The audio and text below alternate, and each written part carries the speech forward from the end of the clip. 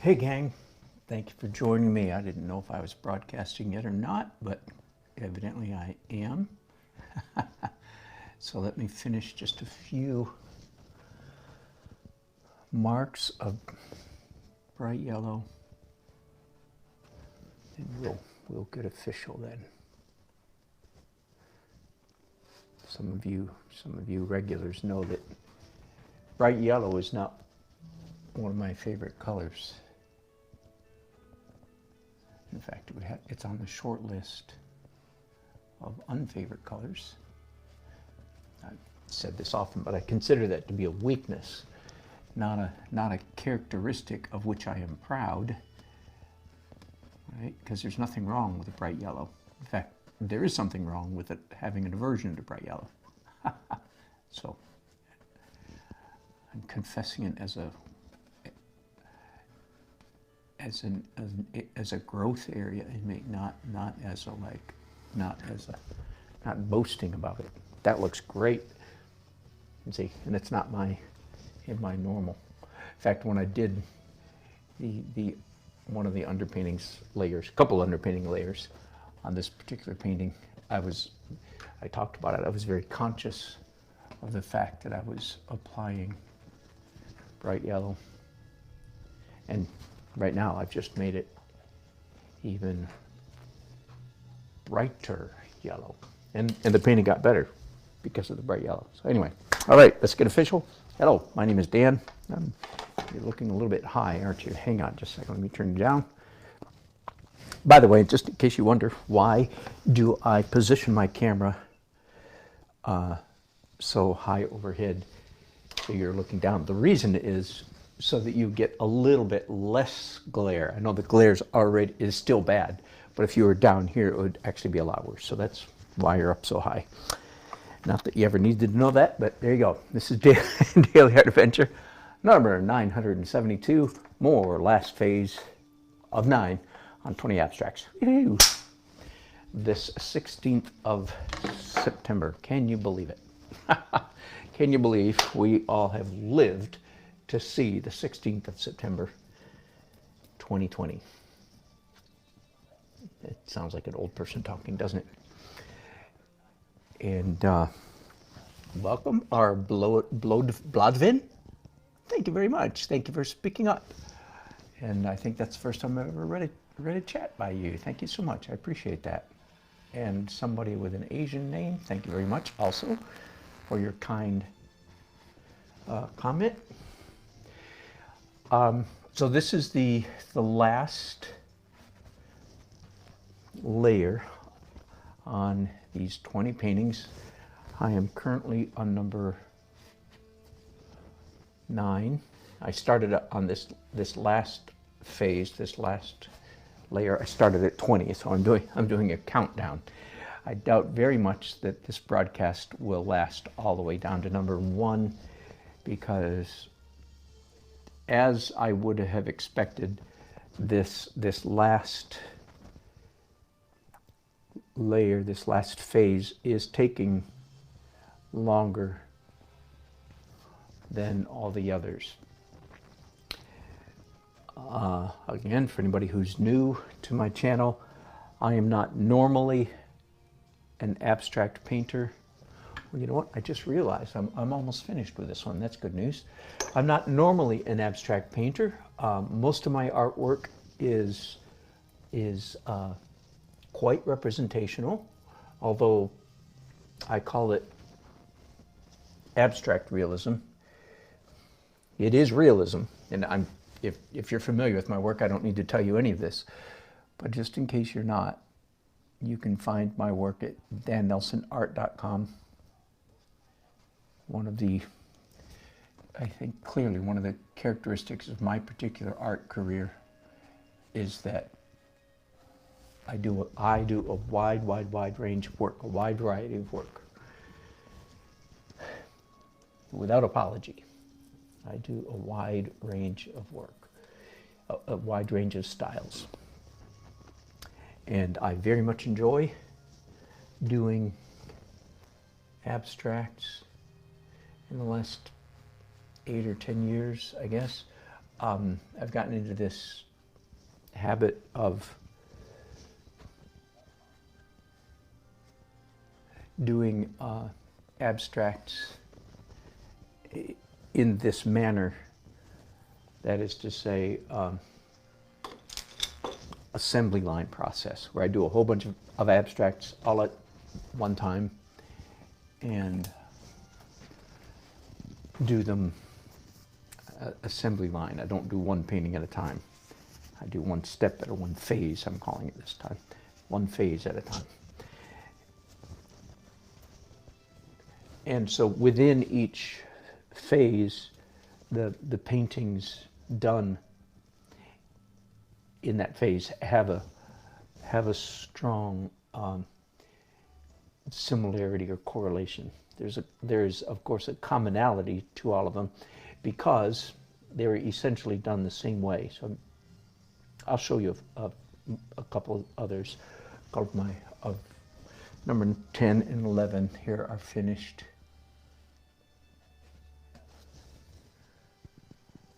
I've got the color blue right now. One of the common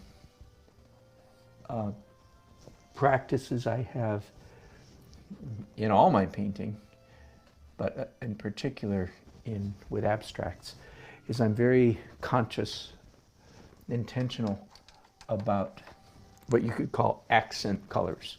Like this painting overall is warm. Yellow, red, warm, beige tan, but I have hot green, blue, and red, and yellow. So this painting is actually quite balanced. That is to say, it goes all the way across the color spectrum. All right, let me show you. That's number 9. Let me go up. Here's the next to the last one that I finished, number 10. And I hope to have all these on my Facebook page, good photographs of them, and start the auction. More about that in just a second. That's number 10. If you buy one of these paintings, you actually get 2 paintings for the price of 1, because there's a cosmic outer space looking painting on the back of each one. And here's number 11. Again, I really do like this one. This one is very brown, very warm, very brown. I feel like the energy balance in this one is really well done. And here's the back side of that one. All right, I have an announcement to make. I've been scratching my chin, humming and hawing about this for several days. And at my wife's suggestion, here it is. I'm going to continue to say, you can bid whatever you want, okay? So you can have fun, play the game if you like. But I'm going to withhold in my mind and announce to you right now a reserve price. So this is like the language of eBay. So I'll explain more in a minute, but my reserve price, that is to say, what I hope or expect, that means I don't have to sell it to anybody if we don't get at least $200. So the reserve price on all these is $200. If you want a realistic hope of getting a painting, bid $200 or more.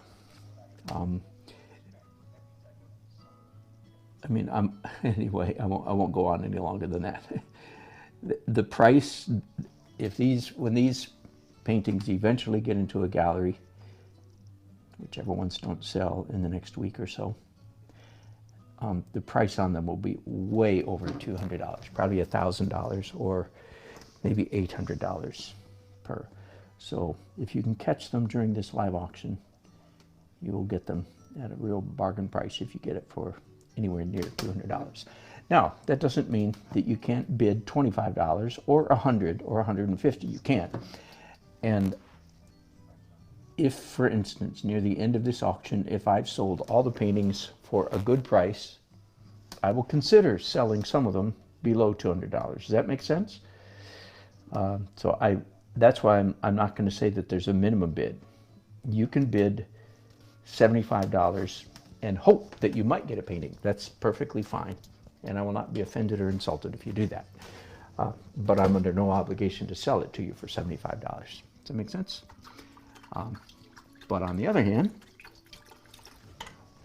if I've sold most of the paintings at a good price, I reserve the right to sell some cheaper than that. But just to give you, all right, so there you go. That's the big announcement. How much am I hoping to make? The answer is $200. Again, which is an obscene bargain compared to what they're worth. I'm going to do one more stroke before I look at this. There's always danger in looking at the painting one last time, right? Because for this very reason, because you'll see something that you want to change, and this could go on forever. But this mark right here, let me describe just a little bit as I look. I have now 12 finished paintings over there. I am discovering that this my final layer, phase 8, which is white, or light, not white, forgive me, light highlights and colors. It turns out I am adding quite a bit of hard edges into these paintings, so that they're all, like this series of 20 paintings, are all going to have what to me is kind of like a jewel-like feeling, or as I said yesterday, a stained glass window, you know, kind of quite a lot of dark edges around bright colors. I don't know if, whoops, sorry, hang on, let me move you back up. Sorry about that. All right, so my paintings, this series, as I said, kind of a jewel-ish because of the hard edges, and or kind of a stained glass window effect. And that means they tend to be hard edge paintings. And I'm okay with that. I suspect that my next series of whenever, probably in a year or 2 or 3, when I do my next blitz, my next series of abstracts, I'll probably try to react to this a little bit. And I'll say, you know what, next series, I want to try to keep softer edges, and I probably will accomplish that. I had a particular objective. Let me put this aside while I talk. When I started these 20 last week, I did have an objective. Many of my earlier abstract series, there was a strong distinction between background and object, even though they were non-objective paintings. Are you following me? There was a clear distinction between the marks in my painting that had the feeling of object and the other marks that felt like background. So one of my objectives this go around was to try to diminish that distinction, and I have done that to some degree. Let's see who else is saying hello, Smruti Curse. Good to hear from you. Hello, Diane. And my painting is very sensual. That sounds good. Hello, Uncle 60. Good to have you on board again. Hello, Barbara. They're painted on gator board. Let me show you the edge. So it's 1/2-inch gator board. And that's sort of like, for those of you who are familiar with foam core, this is like industrial strength foam core. Each side of the painting, by the way, here's the back of number 8. And again, anybody, you might like this side better than the other side. So you might want to buy this side for $200. No matter what, you get both of them. And I can't mix and match. I can't put the back of 8, the front of 8 on the back of 7, and so on and so forth. So the surface is actually, it's not a paper like on foam core. The surface is like a poster board. This is a clay board finish. So it's pretty stout and archival and so forth. Let's see who else is saying hi. Did I use PVA glue and gesso on the boards? No, I just did gesso on this side. And in fact, one of the characteristics I'm sure you see is the gator board itself is black, and on this side I kept the black so that this is light paint on a dark background. That's part of the reason why they all have this outer space. These started 2 weeks ago when I did these. These started going in an outer spacey cosmic direction, and I just decided to go with it instead of fight it. It's just like, okay, cool. Everybody's going to get a outer space painting on one side and then a lighter on the other. I'm saying that ironically, this is one of the darkest paintings. All right, let's talk then about this particular painting.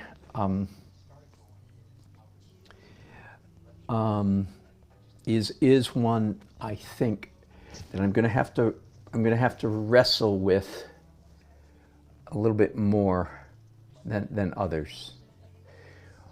How come? Well, one thing is the composition is almost too simple. It's almost a perfect narrow V, right, too close to the middle of the painting, right? It's too. By the way, I came up with a great definition for what I've been calling a donut hole. This doesn't have it, but let me review it because it's related. A donut hole painting, not a good thing, is when you have high energy, like, okay, the highest energy is here. High energy on your canvas surrounded by low energy. That's a bad painting, speaking too bluntly, okay? And I don't have this here because I have quite a bit of energy going all the way up here. So this is not a donut hole, but that was a sideline for you. But what I do have, I feel like, is too, in this case, the energy falls off too quickly. Fine energy here, and then it falls off too quickly everywhere else. Not enough energy, even though, and again, I can see, you're not seeing nearly as much as I am. I certainly know that from these videos, that I'm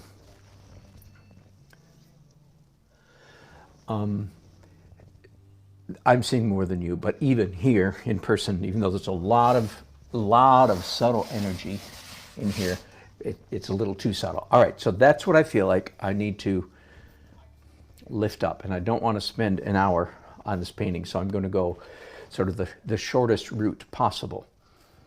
And by the way, I have used water-soluble oils in the past, just for fun, just for experimentation. And in fact, I did 10 years ago more, I did a series of videos for Jerry's Artorama, the art distributor, Jerry's Artorama. They had me do a painting, a small oil painting, and then an identical small water-soluble painting, same subject, same painting. And when it was all done, I couldn't tell which was which. The only way I could remember which one was water-soluble oil versus which one was traditional oil was by looking at my notes on the back. So there you go. Just for what it's worth, I think water-soluble oils are a fine substitute, if you will. Nothing at all wrong with using water-soluble oils. And for some of you, if that remedies an issue you might have with solvents, then I would say go for it. Don't, you know, if starting tomorrow I had to use water-soluble for some reason, I would. Now, just for what it's worth, my little critique of water-soluble oils. Hang on, I'm thinking here. I've got, by the way, in phase number 7, this is, I'm sorry, wrong. This is phase number 9, layer number 9. In phase number 8, which was dark details, I ended up adding this, what I call architectural element, to every single painting. I did it on the very first, number 1. I was wrestling with painting number 1, trying to figure out what to do in phase number 8. And I used a T-square and tape, And I liked it so well, I discovered, oh, you know what, that's perfect. I liked it so well, I decided to do it on every single painting. So that's why you see in every one of these, sometimes there's either one line, a bar, sometimes like this painting, two, and sometimes three. Sometimes shaped like a letter C, sometimes shaped like a letter U, sometimes shaped like a letter L. But in every painting, every one of these paintings, there's this architectural element. And I really think that was a brilliant accident that I stumbled on. One of the reasons I think that is that I love the variety, right? Variety is like the trump card, if you will, is the trump card in the principles of design, right? The elements of design are like the building blocks, the things out of which a painting is made. Line, shape, composition, value, texture. Line, shape, design, color, value, texture. There's 6 of them, according to me. Some people have 7 because they add form and shape, not shape, something else. Anyway, it doesn't matter, because I disagree with them anyway. I don't consider form to be a separate and distinct. See, so there's some wiggle room, if you will, in the art pedagogy. So I take 6. Anyway, there are 6 elements of design, and then the principles of design are much less codified, much less defined. There's much more wiggle room. Hang on. So do you see, by the way, so the first thing I've done to this painting is, there was already green here, and I've just taken it and bumped it up quite a bit. My favorite operating, when I'm working in the principles of design, I just said variety is the #1 trump card to keep in mind. But for me, the practice of principles of design, the #1 concept for me to keep in mind is energy, levels of energy. So I just told you a little while ago, again, only in the context of this painting, fairly high energy, and then it fell off too quickly, too low energy. It wasn't a donut hole because the energy goes off the frame. So donut holes when there's too much high energy in the middle and too low energy all the way around. But so the word and the concept of energy is huge to me. So I just took what was green, dark green, and made it lighter. Part of what I'm playing around with here is our eye gets a kick out of subtlety. Our eye gets a kick out of seeing, of course, light green on top of dark. It's always, if you watch me, you know that. Dark opaque paint on top of light opaque paint is ugly, is mud. Some of you really need to hear that. You never, every rule can be broken, you understand, but the rule is you never put dark opaque paint, no matter, it's all a relative term, on top of something lighter. If you want some part of your painting darker, you don't use opaque paint, you use transparent. All right. And by the way, that is a Dan Nelsonism in my generation, but it's a Rembrandtism. It's a John Singer Sargentism. It's all the great painters. Every great painter you can name before 1890 understood that rule. It's a rule that we've lost only in the 20th century because the 20th century spent a lot of energy, rightfully, learning that the canvas was flat. All right. Anyway, I've lectured on that so many times, I'm sick of it. So I'm not going to go any further with it today. But when it comes to my practice of the principles, what is one of the main things I keep in mind while I'm painting? And there you go. The word is energy. Now, let me. And I've said this a lot too, so you regulars, forgive me. You know you're going to hear the same thing over and over and over. I'm going to stop saying it when all of you get it right.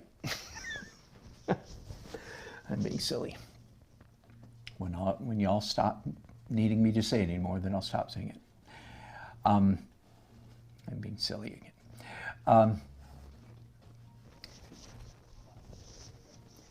in a very real sense, I don't want to burst anybody's bubble, but in a very real sense, if you can't do a good non-objective painting, then you can't do a good objective painting, because all the rules of composition, the elements and principles of design, all the rules of composition apply to representational painting. It's just that when you're doing a representational painting, you have to think about rendering, drawing, executing, capturing the object, the thing, whatever it is, the realistic thing that you are drawing. When you're doing an abstract, you don't need to think about that. It's just pure abstract. So I do encourage the practice of abstract painting. Now, I personally happen to enjoy it quite much. If you go to my website, dannelsonart.com, and click on the abstract painting window, by the way, I'm trying to match this blue now. Okay, that has a little phthalo in it. I thought maybe it was straight up ultramarine, but it's not. So a little phthalo.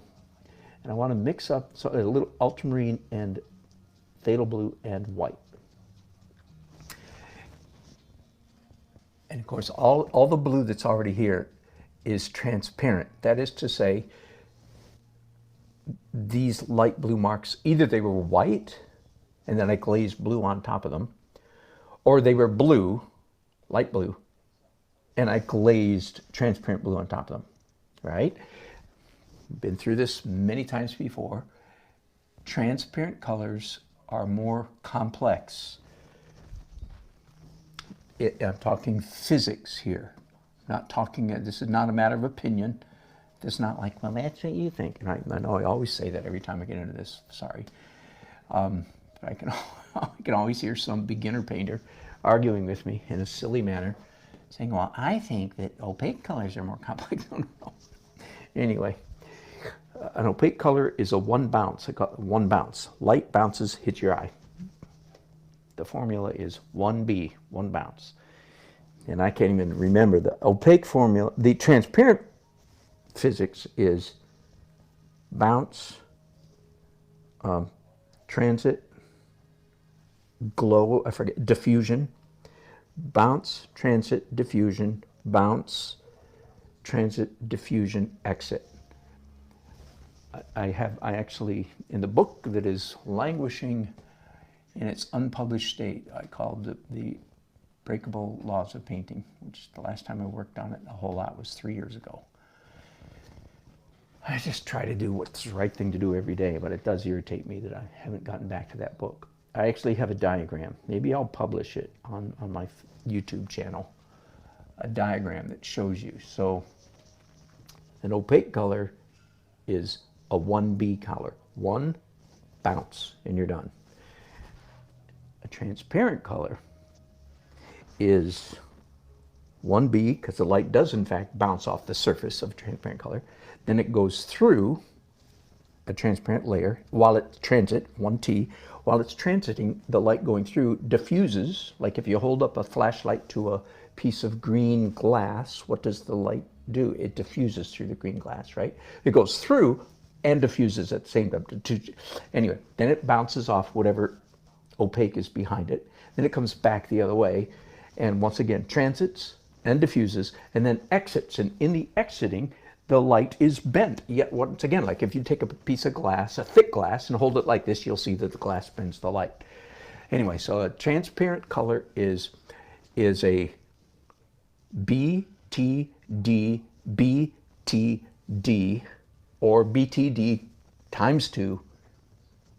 That's 6 different processes, 6 different physics things happen to a transparent color that do not happen to an opaque color. So that's what I mean.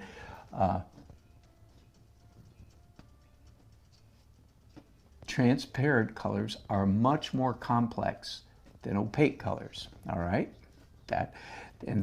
so why does it matter? What the upshot is, transparent colors are much more interesting visually, and I don't mean like philosophically interesting or nothing. This is not a matter of opinion. This is not a matter of subjectivity. Again, like forgive me, I go into that snarky, sarcastic voice. Well, I think opaque colors are more interesting. No. We're not in psychology class here. We're in physics class. There is no debate. There's no competition. A transparent color is, what is it again? BTD, BTD. BTD, BTD, before it gets back to your eye, all right? And a opaque color is 1B. So, all right, I don't usually go into that much, but there you go. Somebody needed to hear that, evidently.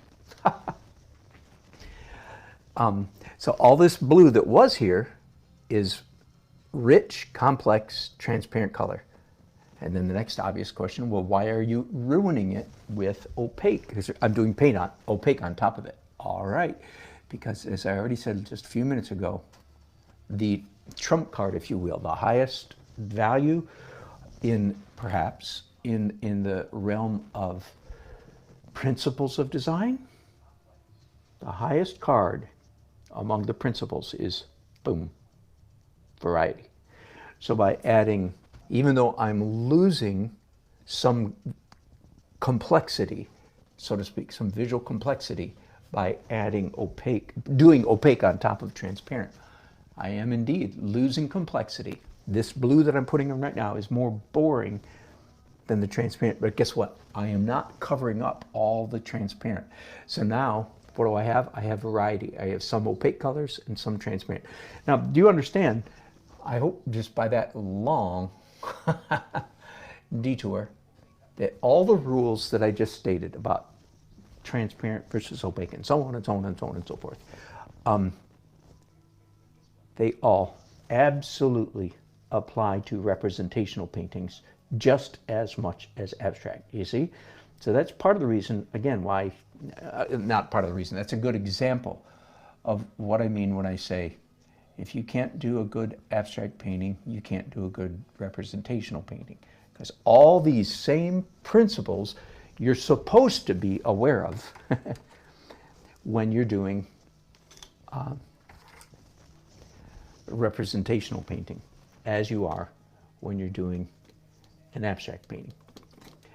I do know, however, so in a sense, when you're doing an abstract painting, your mind is freer to play around because you're not distracted by drawing something.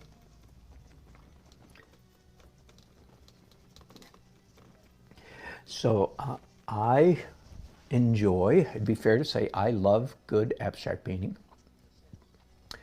Hang on, I'm going to be snarky for just a second. I love good abstract painting, which almost by definition means I don't love lousy abstract painting. And let me define, or not define, describe for you lousy abstract painting. And forgive me, I don't want to burst anybody's bubble, but some of your bubbles deserve to be bursted, deserve to be burst. A lousy abstract painting is one where the artist doesn't really have any idea what they're doing. They're just going to throw stuff around until something happens, in my opinion. Now, that doesn't mean that artist can't learn things and grow from that point, but hopefully he or she will grow from the throw around until something happens stage to the point where they actually have some idea what they're doing when they're throwing stuff around. So that's my goal. So there's a lot of what I think is lousy abstract painting, or early journey, immature perhaps is a more kinder word. Yeah, let's call it early journey, immature abstract painting. We all start somewhere. There's nothing wrong, absolutely nothing wrong with starting out not knowing what you're doing. Ignorance is a great excuse. You just can't stay in ignorance if you want to, right? We're all ignorant of all kinds of things at many points in our journey. And so far, all I've been doing on this painting is taking the colors. Again, I need to increase the energy out here. Now, what I was doing in blue, I guess that was actually increasing the energy right here. But now I'm back to my main task, which is, that's too light, bear with me just a second. My main task is increasing the energy of the painting. And energy is created by color, contrast, and I'm trying to think of another letter C. Hard edges, cut edges. That's weak, isn't it? it's okay. Those are three of the main ways to create energy: is color, which is clearly what I'm doing. Contrast, I'm doing that as well because the color that I'm putting on is considerably lighter than what was there, right? There's a dark cranberry, dark cool red mark out here, and I'm painting on top of it with the same, a dark cranberry red, but it's considerably lighter and higher chroma, more intense, brighter than what was there, right? So I've just increased the energy right there quite a bit by adding color and contrast. And then the hardness of the edge. Soft edges are low energy, hard edges are higher energy.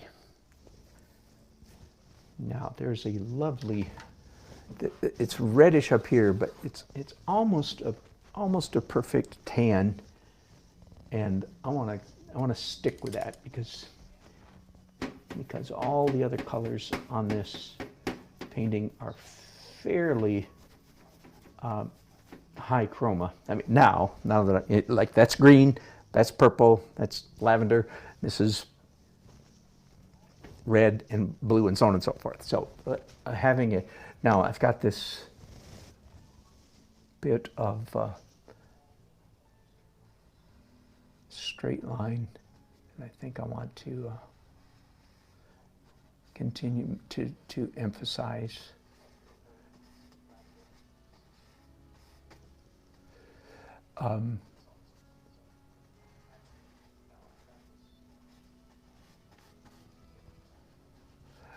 so I'm creating very high contrast right now, as you can see, and very hard edges, and the hard edges are actually geometric, straight. Therefore, all three of those elements, color, contrast, and the fact that it's geometric, all increase the energy considerably. Now, there's actually way too much energy right here, so I'm gonna, and at the same time, increase and diminish it at the same time. I'm diminishing this edge because now I'm doing a slightly darker beige outside, but I'm going to increase the energy up here by continuing this beige-ish, no, beige tan color. Yeah, it's about straight up tan as you can get, I'd say.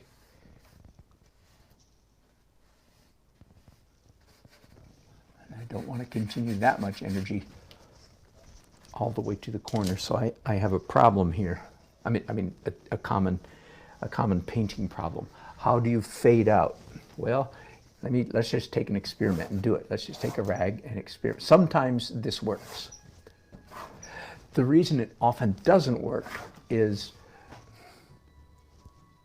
the scrubbed out, blended out marks on a painting are very often not very pleasant.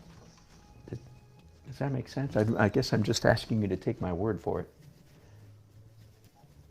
Blendy, blendy, blendy, brushy, brushy, brushy. You may have heard me talk about that before. Generally speaking, not a mark that human beings enjoy seeing an awful lot. Sometimes you can make it work. That, for instance, does not work. But watch, if I take my fingernail on a rag and scrape through it, ooh, now that's not so bad. And likewise, that's not so bad. Now, just because it worked once doesn't mean it's going to work the next time. I don't know if you guys can see what I'm doing here. Now, let's go back up to the corner where I was I did a similar thing. I just blended it out with a rag, but then I took, see, these marks of energy, and then I think if I come back in here and play around with marks in between my rag rubbing marks. Never paint with your fingers. Unless you paint with your fingers. And then when you do, be sure to tell people. Never. All right, so I think that's okay. There's just enough energy, and it's the right balance. It's high enough, low enough. And so what is real high energy right here fades out gradually. Once again, all of these rules apply to representational painting just as much as abstract painting. The painting's better. A lot more energy here, somewhat more here, quite a bit more here. I want to take this horizontal bar right here and I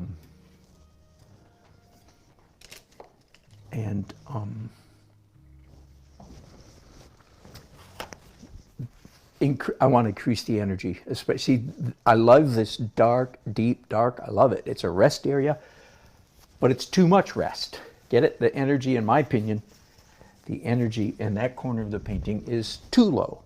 So I'm going to use this bar to pump it up. And I'm going to try to mix up that color right there, which is a dark, dark, dark green. Green black would be a good name for that. It's green black. So I'm trying to mix up, and of course, the colors that are here are the product, the byproduct of layers and layers. Right, this is layer number 9 on these, so there may be as many as 8 layers already on that corner. So it's not like that's one color of paint. It's a whole bunch of colors of paint, and it's kind of a purple green, more purple here, more green here. And I want to mix up a color that is just one tick lighter than what's already there. That's about 2 ticks. By the way, a tick is a terminology that I used for a long time, and I didn't mean anything technical by it. All I mean was, slightly lighter, slightly darker, 1 tick lighter, 1 tick darker. I came to realize, though, that I really do have a definition, if you will, of a tick. That is to say, in the context of 1 tick lighter. It's quite simple. Imagine, if you will, oh, here, I have one right here. Can I pull it off the wall? Yep, you can. Now, there you go. Imagine a color value scale from, I'll do it this way, from 0 to 10. Which probably means there's 11. 1, 2, 3, 4, 5, 6, 7, 8, 9, 10, 11. Yep. All right. And these two are, this is Frank Cavino, How to Paint Like William Bouguereau. So I put this together 20 years ago, 15, 20 years ago. Anyway, a tick is the difference between that and that, between that and that, between any one of these and the color right next to it. There you go. So how about that? Learn something new every day. I made that up myself. I never heard anybody else say that. I just came to realize after a while that, oh, you know what? That's actually what I mean by 1 tick lighter. All right, so the last piece I put on it was too light. Let's try this one. There we go. That's just about, a quote, 1 tick lighter. Again, on all of these abstracts, same as in my representational stuff, I'm playing much with this visual reality that I know, which is that our eyes enjoy subtlety. In fact, this is, I think you can see that it's barely subtle enough. It's almost too strong, but no, I'm going to leave it. I like it. It's good. I'm going to finish the rest of that by adding some purple to this mixture. Now, you may wonder, why did I use, I'm calling this a palette knife, you understand? Why did I use a quote-unquote palette knife? You tell me. Most of what's on the canvas is done with a brush. Therefore, when I introduce a palette knife, what do I have? Variety, thank you very much. So those strokes that I just put down have a different feel, different texture, literal, physical texture to them. Now, usually you don't want an object like this going all the way off the canvas. But, and I don't know how well you can see that, but I'm going to declare that, again, especially because I added purple down here and it got darker, that this is so subtle, like the difference between this and this is one tick, that I think it actually works okay. You know, generally speaking, in representational painting, you don't take the fence all the way off the edges of the painting. You know, the fence breaks down or gets fuzzy or gets vine grown over it or something. I'm talking like landscape language here. I have right in here, again, my focus still is very much on levels of energy. It was too high, it fell off too quickly, and it's getting better and better and better. There's some really sweet stuff happening in here. It's real subtle, and I love it. I'm not going to ruin it, but I do want to play with it a little bit. I'm mixing up a dark, kind of dirty blue. It's got to have more green in it. It's a green, dark greenish blue, and kind of muddy, kind of. Oh, now in this context, I'm not talking about the classic mud. I'm talking about a dirty color. And of course, mud in the traditional, the way it's discussed among artists, has nothing to do with color. Has nothing to do with color. And again, I say this so many times, forgive me, but if you want to know what I mean by that, then hang up, quote unquote, and do a search for in my channel, or just go to YouTube and do a search for Dan Nelson mud, and you'll find my 11-minute video I made 3 or 4 years ago, where I demonstrate quite clearly and quite correctly, I might add. That is one of those subjects that I'm pretty adamant about.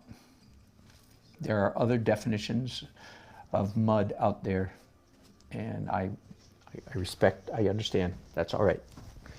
But the kind of mud I care about is the mystery mud, where you can't figure out why this or that marker, this or that color doesn't look good, and that's what I'm answering for you in that video. All right, there's a hint of purple right there, hint of violet, and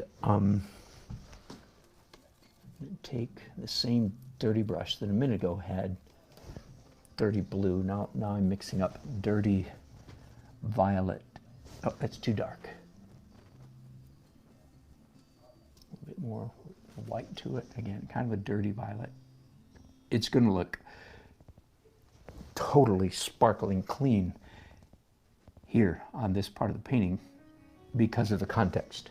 But trust me, that's actually a dirty purple. It just looks clean because of the context, right?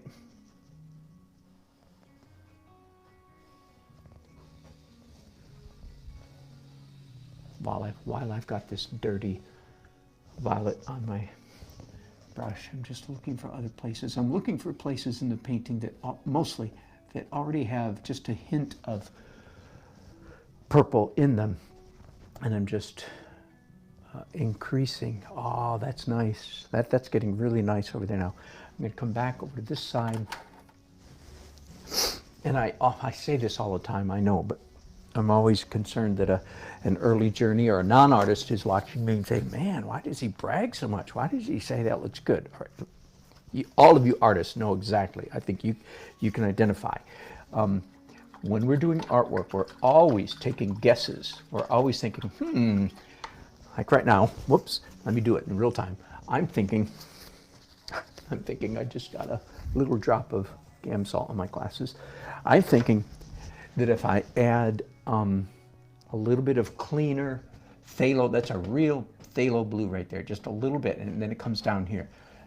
And I'm thinking that if I do my usual trick, which is there's some dark, dirty phthalo. Oh, when I said real, I didn't. It's still dark and dirty, but it's authentic.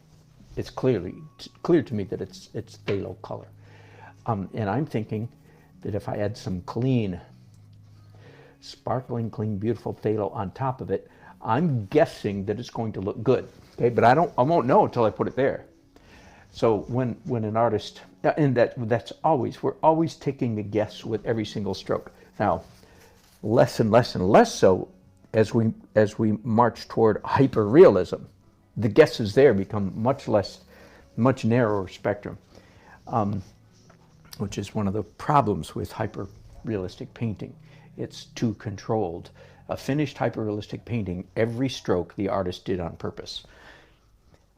Whereas abstract realism, there's lots of accidents, if you will. Bob Ross's best, by the way, I've got this color, I'm going to put it right there first. Bob Ross's best line is happy little accidents. All right, so back here. So I have a guess what it's going to look like. So then I'm going to put it down and put down several of them, because there's this undertone of phthalo blue. And see, I'm playing around again. I'm guessing. I'm thinking, I think if I add a little bit up here, it'll look good. And my last dot right there. Oh, my guess was right. It looks so good. So that's when an artist says, "Oh, that looks so good," unless they really have real serious issues, which of course we all do. But anyway, you know what I mean? No. They're not bragging. They're going, "Oh, I guessed right. Hallelujah! I lucked out. You know, boy, that was really nice." And that's the way I feel about that right there. It's like, whew, that did turn out nice. I made a good guess. Aren't I lucky? Is more the, very much more the spirit, if you will, out of which an artist speaks when he says, "Oh, that looks good." All right, I think I'm just going to do one more thing. Let me back up a little bit and look at this from 10 feet. Oh, yeah. Oh, this painting improved so much in the last, whatever it's been, 25 minutes or however long I've been working on it. I don't know.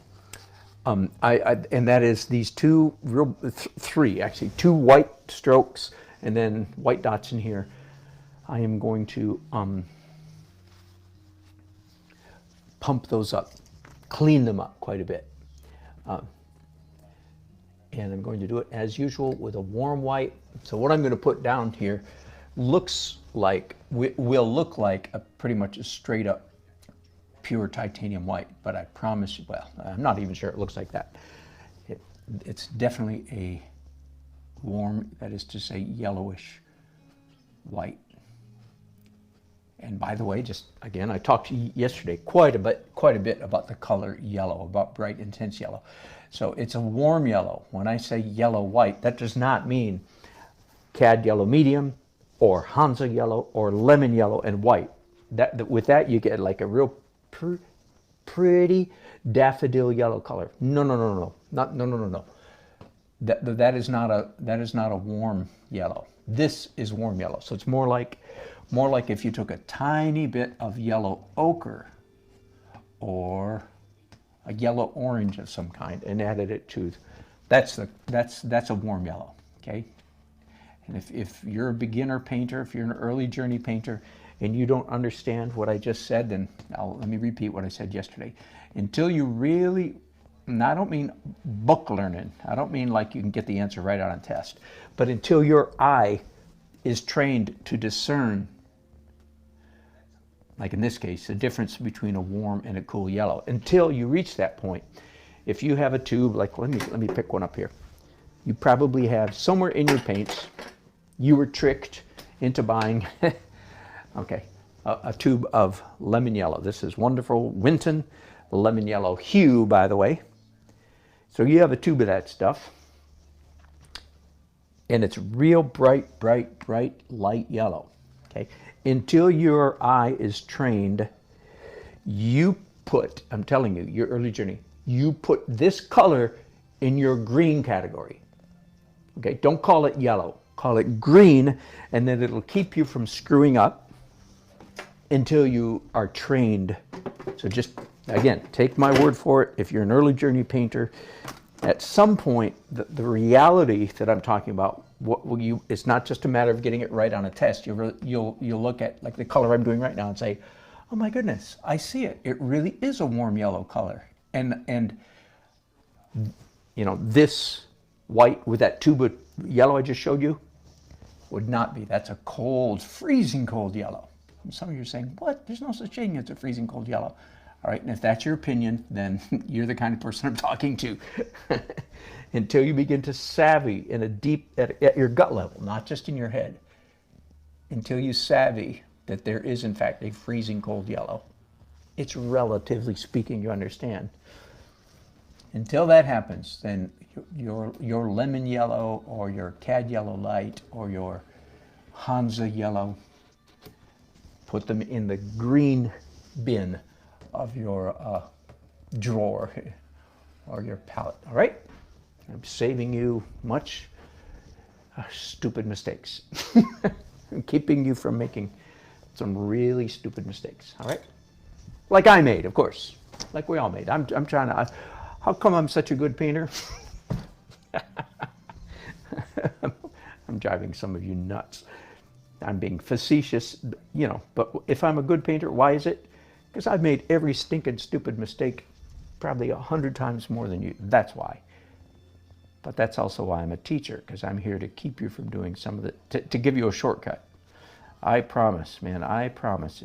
There's so many things, virtually everything I teach, like today when I'm broadcasting, virtually everything I teach, nobody in college, none of my professors taught me any of this stuff.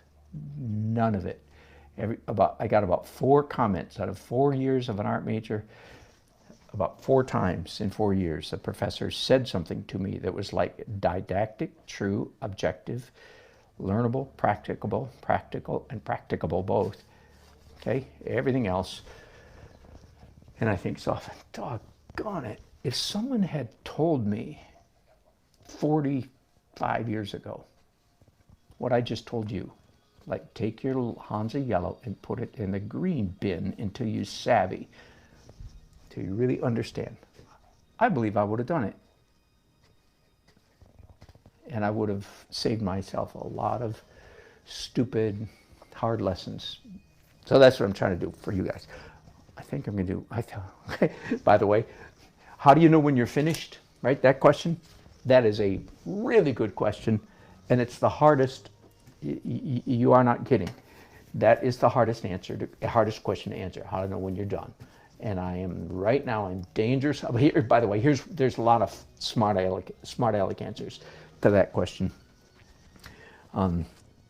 My most practical answer is, it's done when it sells. But that's kind of a smart aleck answer. Back to the question, how do you know when it's done? Here's a bit of wisdom. It's usually done about 30, 40 minutes before, 20, 30, 40 minutes before you think it is. All right? So what I'm doing right now is dangerous because, all right, I'm done. And what I just demonstrated for you is a good rule of thumb. You quit before you think you're done. Okay, I could keep going for hours on this painting, but it probably would be a mistake. All right, it's signature time again. And I know you guys all so badly you want to hear my signature rant again. I'm being facetious. So let's try to see if I can talk about anything else. I'm not sure that I can, but let's see if I can talk about anything else while I'm doing my signature. I do. My signature rant is one of my most common, and of course it's because I really and truly believe it. That's why I keep giving it. Number 1, make your signature readable, legible. I don't care how bad your penmanship is. You take time, you sit down someday, and you make up your signature. You decide what it's going to be. of course it's related to your, your checkbook signature, probably, but most of your checkbook signatures are not legible, so you don't use that. Legible. See, I can't talk about anything else. An illegible signature is two things, in my opinion. It's a mark of overweening arrogance, absolute arrogance. They will recognize me by my mark, like the mark of Zorro, They have visions of grandeur, delusions of grandeur. They'll see my mark and know that it's me. That's just arrogant. Stop it. That's arrogant. And so make it legible. And that means you have to use a good brush, not a bristle brush.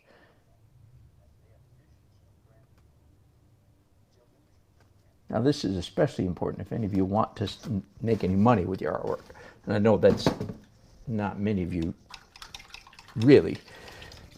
This is my most important business card, right? When some stranger walks up and sees my painting in a gallery or in a home or whatever, I don't want them saying, I wonder who painted that. It's quite obviously some bloke named Dan Nelson. All right, number 8 is done. Woohoo! I like it. Happiness is seeing improvement in the painting. Let's go on now to number 7. I'm counting down. And again, I do not obligate myself to keep broadcasting until I get down to 1. That would be just too long. Let's see who else is saying hi here. Do I ever use Instagram? Yes, yes, yes. Dan the Art Man, I think. Oh boy. Here, let me get one of my backup phones, see if I can look that up. Isn't that terrible? I try to post everything on Instagram. And I'll certainly post this auction on Instagram. I'll tell it to you in a minute. My backup phone is warming up. Hello, Sokoff. Yes, I'm doing very well. Thank you very much. Very smoky there, eh, Radina? You're getting those Washington State fires, I imagine. Hello, Elian TT, hello. And Areli Barajas, hello. And Utah Rail Surfer. Thank you for chatting. Never seen your comment before. Thanks for speaking up. Where and when might the finished works be available to view? Thank you for asking that. The answer is probably late tonight, or certainly by tomorrow. This keeps getting dragged out. Whoops. Certainly by tomorrow. There we go. Let's get back up to the regular view. On Instagram, but the auction will be taking place primarily on Facebook. And so all you need to know is, remember, is my name, which is right there on your YouTube channel. Dan Nelson, I'm an artist. That's all you need to find my Facebook. Just do a Facebook Dan Nelson Artist, or Dan the Art Man, or Dan Nelson Art, something like that, and you should be able to find me without any trouble. Hello, Annie Sommer. And Diane Hill says it's all part of the enjoyment of painting to be able to say that is good. Yeah, that's correct. Very good. Thank you. That's and Jean-Philippe Monfort. Always amazing. Thank you. All right. Number 7. Whoa, all of a sudden I'm in Greenville.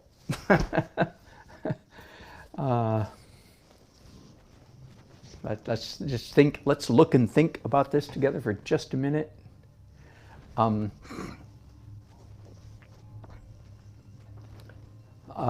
The composition, I think, is quite balanced. The energy, it's not at all a donut hole. The highest energy is right here. This because of the contrast and lightness. This because of the busyness, the lines. But there's a fair amount of energy. It goes this way. It goes off in almost every direction. I have a real resting corner back here. The question would be then, is it too much of a rest? And I'm looking at it because there's some layers of color. In fact, there's some literal texture. Early, where is it? Here it is. Early in the acrylic layer. I took a tool, not this one, but a tool very much like this, and ran it through the wet acrylic paint. And I didn't do that on every painting, but I did it on several, and I'm finding that the paintings that I did that with, I'm actually quite glad that I did. in each case. I'm enjoying that texture. So I think the balance, the energy, the composition, if you will, is quite satisfactory. This painting you'll see, and this is right now I'm on layer or phase 9, which is going to be the last one. So that means there's 8 layers, 8 phases, 8 steps I went through on every one of these. And layer 8, the last one, antecedent to this one, was dark details, and I ended up adding these, what I like to call architectural lines. And they're geometric, but I call them architectural because they're perfect 90s, verticals and horizontals. And this one, a little bit unusual because it actually has 3 of them. And that really helps solidify. None of the 20 have 4. Well, let me show you the back of this painting, by the way. If you buy one painting, you get 2 for the price of 1. So this is a reddish purple, hints of orange brown, cosmic skyscape, if you will. So you get 2 for the price of 1. I don't know if that's a good idea or not, but that's the way it's going. So the balance is good. So what does this painting need? I can bump up the intensity of this light a little bit. Not up here and up here so much. That's nice the way it is, but right here in the middle, I can increase the energy of the scent. And again, it's positioned well, so I don't have to worry too much about it. Also, I think this is, even though I like it, it's almost too much going on right here. Too many layers, too many lines. So it's very possible that it'll come in and cover up a little bit of that, increasing the energy, color, and values-wise, but actually calming it down a little bit by removing some of the overly busyness, maybe. I really like this up here. Gosh, so everything you hear me saying is me thinking, or at least trying to think like trying to think in purely abstract terms, right? There's almost no red in this one. There's red pencil all over the place, but I think I'm going to leave it. I don't think I'm going to. We'll see. I might change my mind. I love the secondary colors here, violet, purple, and bluish. Periwinkle blue here and here. All right, enough talking. The next question is, so where do I start? And the answer is, who the heck knows? I think I'm going to start by bumping up the light right in the middle. So I don't usually start this way, but sometimes I do. In these 20, that is to say, in these 20 abstract paintings. On several of them I've started, or maybe I should say a few of them I've started in the lightest area by, in fact, lightening or highlighting or making the lightest area even lighter. And that's what I'm going to do now. Hang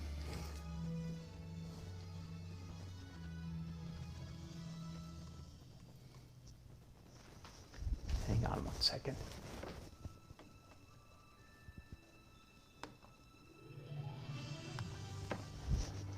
All right, I have a very pale green mixed up over here.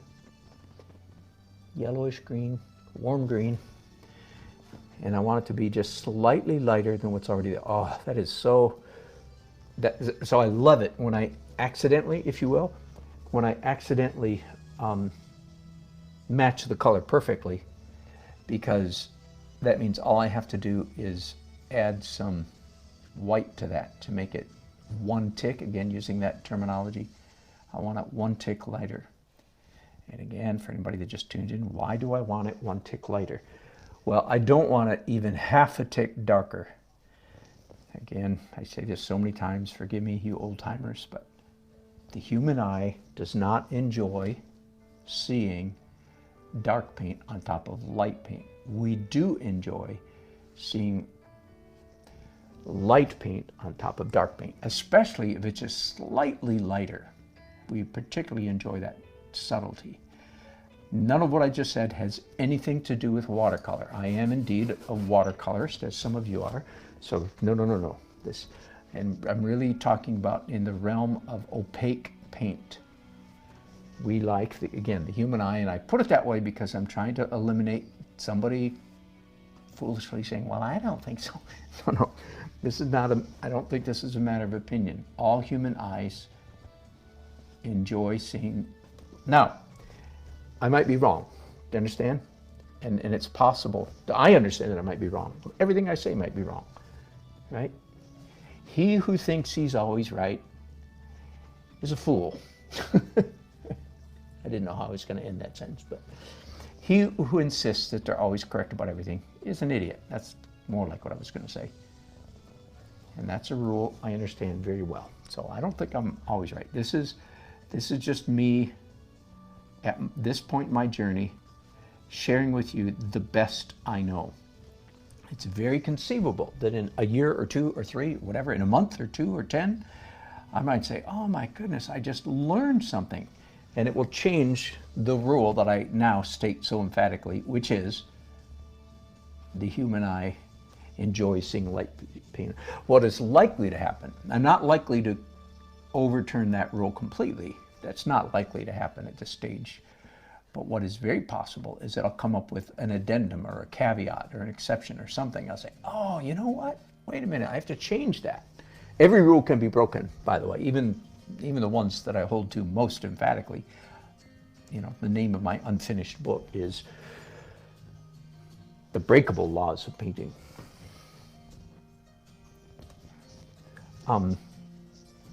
So it's very possible. Hang on. Yeah, I'm going to mix up a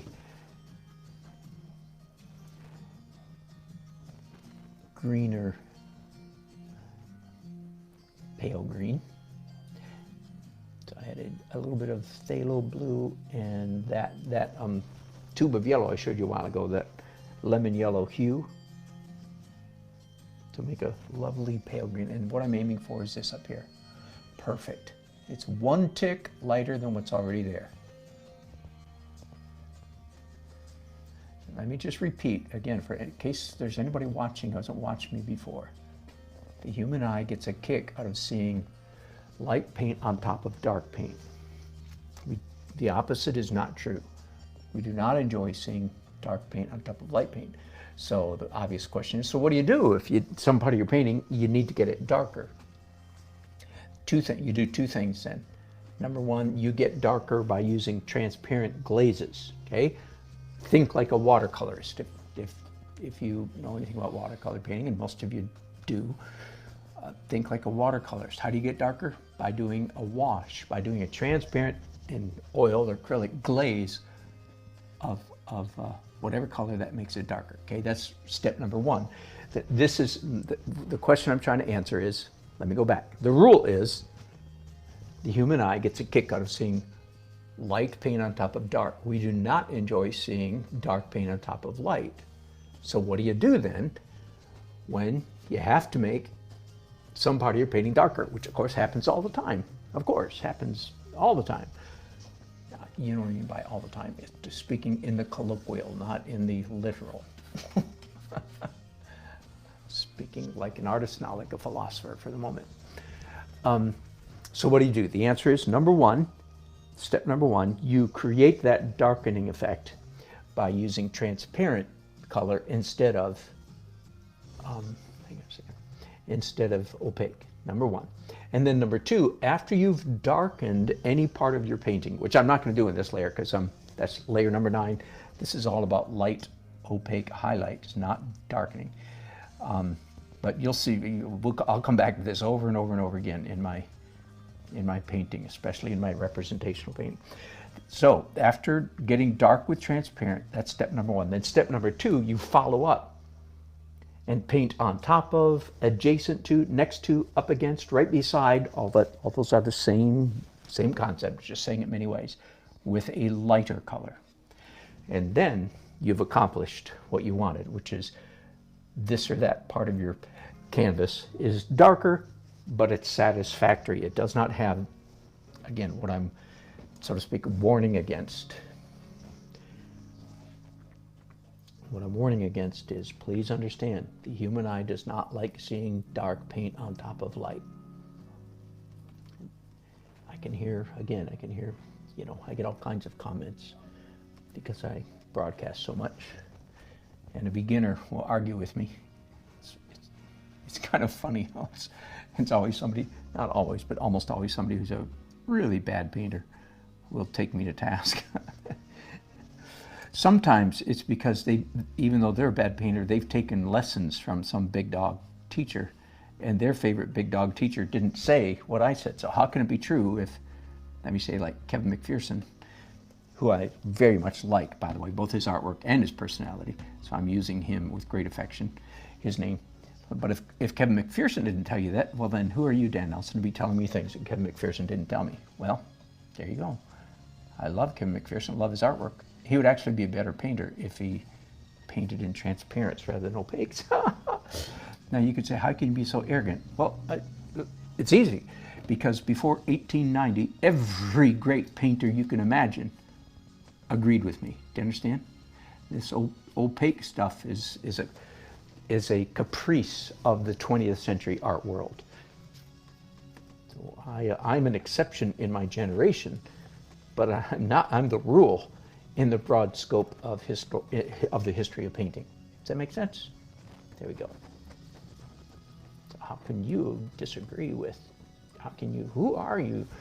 No, I'm nobody. I just have a little bit of an understanding of history, that's all. And way back 15 years ago, 12 years ago maybe, when I first began teaching my technique, which is essentially layers and layers of transparent color, starting in acrylics and finishing in oil, which I'm still doing, because I've been doing this technique, if you will, for 16 years now. When I first started teaching, the name of my class was Glow Like the Masters. That's what I called it, because that's what I was referring to. I was, in essence, saying, I'm not doing anything new, I'm doing something old. It's just new in our generation. Again, because of the recent history we've experienced in the 20th century journey of art. And it's a journey, by the way, that I affirm and bless. I think we had to go through it. So I'm not angry. I don't like some. I mean, I think there's a lot of crap that was done in the name of modern art, tons. But it's crap that we had to go through. All right, I'm going to change my mind. I'm going to turn myself into a little liar here for just a minute. You understand it's not a liar. Don't you? We have had our grandchildren living with us for over 3 years now. They're actually gone for 2 weeks, so my wife and I are trying to deal with our sense of emptiness and loss. We're going to enjoy it and we're going to hate it at the same time. I'm going to turning myself into a liar. There's children learn, and so do many childish adults. I thought I wouldn't do any red, but it turns out I am going to do some red.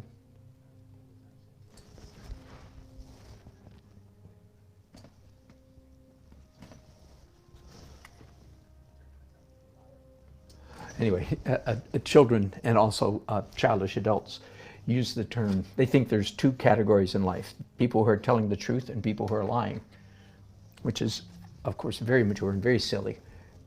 There are actually three obvious categories: people who are telling the truth and people who are mistaken.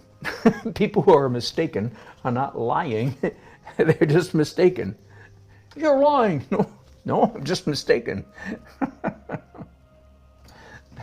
If I tell you anything about the finer points of golfing, I'm no doubt going to tell you something profoundly wrong. But you don't say, he's lying about golf. No, I'm not lying about golf. I don't know enough about golf to lie. I'm just completely stupid about golf. Anyway, you never know where I'm going to babble on, do you? So my point was, I thought I wasn't going to do any red, but in fact, I have done some red, just real subtle stuff, and I like it. I'm kind of glad I did it. once again, there's that response, you see. I have a guess as to how this or that will look. Will it look good? I was thinking, I think it'll look good. I think it'll look good if I do, palette knife, again, cardboard edge highlights. And it looks fantastic. Woo, so glad I did that. And I almost didn't. I came very close to not doing any red highlights at all in this painting. But I'm so glad that I did, because it really improves the painting. And you never really know until you do it. You just don't know. I mean, I have an educated guess, right? I think it's going to look good. And that is what, you do get better at that as an artist. You get better and better at guessing, of course. Of course, I don't mean to suggest I have no idea what's going to happen. But I can't know absolutely for sure until I see it. Wow. I am so glad that I did. That's probably enough. I don't want to overdo it. Right? So here's a rule of thumb of painting. If something is a lot of fun, be careful not to do too much of it. The classic example of it is spattering. Spattering is so much fun. Therefore, it's real easy to overdo it. I'm standing back. All right, I'm quite happy. Having done all that, I do need a little more energy down here. There we go again. That's the most common operating principles, mindset that I'm going by. And before I do that, a little bit of purple up here. Yeah, ooh, that looked nice. Here I am, happy again, right? Lucky guess. Whew. Oh, you know what? I didn't bump any of these purples. That I fully intended to do that. Let's go ahead and do that. In other words, purple is the most important secondary color in this painting, right? By the way, what just happened right there is I put down a purple paint that was like literally half a tick darker than what was already there. And my eye went, ew. Not my abstract analytical mind. No. My visual brain went, ew. Not my, I wasn't pulling on like, oh, wait a minute, I'm breaking the rule. No. My eye told me I was breaking the rule. So I put down that mark and it was like, ooh, that's not pleasant. Why do I feel bad all of a sudden? The reason, because I'd put down a tiny bit of, let's change the color here. I had put down a tiny bit of opaque paint that was ever so slightly darker than what was underneath it. All right? Mistake. Just I mixed up the wrong color and I should have tested it. Same thing happened right there. Now, you might be saying, well, that doesn't matter. And you know what? In this case, it really doesn't. It doesn't look so bad. I'm not going to wipe it off, but I am going to remedy the situation. That is to say, I added some titanium white to this. You know what? I am going to fix it. I just thought I wasn't going to, but sure enough, changed my mind. All right, are you understanding? I'm babbling most of the time, except when I get onto crazy philosophical stuff. I'm babbling so as to help you get an inside look at how a half-decent painter thinks. All right? Let me mention one other practice that is very helpful to you. So this is a correlation to, or corollary to, the human eye doesn't like to see dark paint on top of light. We like to see light paint on top of dark. Okay. And notice, let's just zoom in right here. Notice it right here. I've got this a very warm green, yellowish green, right there. Right. The human eye very quickly picks up that was all done with the same color of green. That is not a pleasant experience. It'll be more pleasant. So I've just mixed up a batch of green that is one tick ever so slightly lighter than what was there just a minute ago. Voila, done. That's all I had to do. I didn't cover up all of it. I just covered up a little bit here and there and here and there and here and there. I think the best way to understand or explain that is the principle of variety. In a very particular application of this principle is the viewer, whoever's looking at your painting or mine, whoever's looking at our painting, they do not enjoy seeing that the artist mixed up a color of paint and put it here, here, here, here, here, here, and here, like I just did right there. It was up, but you don't enjoy seeing that, oh, he mixed up one color and put it there, there, there, there, there, there, and there. That's unpleasant because it lacks variety. I'm being very, I'm applying the principle of variety in a very particular manner right now, okay? So the viewer does not like to see that you mixed up a color and put it here, here, here, here, and here, and here. Because it lacks variety. I'm essentially doing the same thing now, except all of this, that's not good. What's not good about it? All the marks are not particularly pleasant, for one thing. So now I'm not erasing, and I'm not mad. This is called painting with a rag, which means I'm still concerned about the marks that I'm making, concerned about how they look, right? Okay, so don't erase, paint with a rag. Don't erase with a rag, paint with a rag. I'm mixing up a slightly darker version of what I just had. One of the problems was I just put down there, when there we go. It was too much lighter than what was underneath. So I've now mixed up a color that's almost the same exact color as what's there, except it's one tick lighter. And this is pleasant now. What I did a few minutes ago is not pleasant, and that's good enough. So you're gonna add a bit right there as well. Now again, what made me think that I needed to do anything over here? Energy. Energy. I just brought this area up a tiny bit. I mean, just tiny bit forward, and the painting's better because of it. Now, perhaps the last thing I'm going to do is I'm going to utilize this architectural element again, where this intersects, and bring that forward. I'm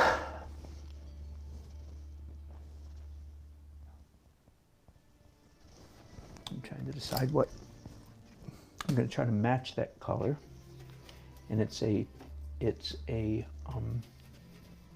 purplish green. I hope that's confusing to you. It should be. I'm talking like an artist, not like an elementary school teacher. There's no such thing as purplish green, right? Those are too widespread on the color wheel to be a color. But that's exactly the color that's there is made up of both purple and green in layers. It's part of the magic that you create when you paint in layers instead of painting in mixed color, because it very literally is. It's green with purple on top of it, or purple with green on top of it. I don't know which. It doesn't matter. By the way, okay, I am going to belie, if you will. I'm going to erase right now. Usually I say, don't erase, paint with a rag. But I am in fact erasing, because I'm testing the color. That's my excuse. Sound like a good excuse? Nah, leave me alone. I'm testing. I'm trying to match the color. There we go. Ooh. All right, that's nice.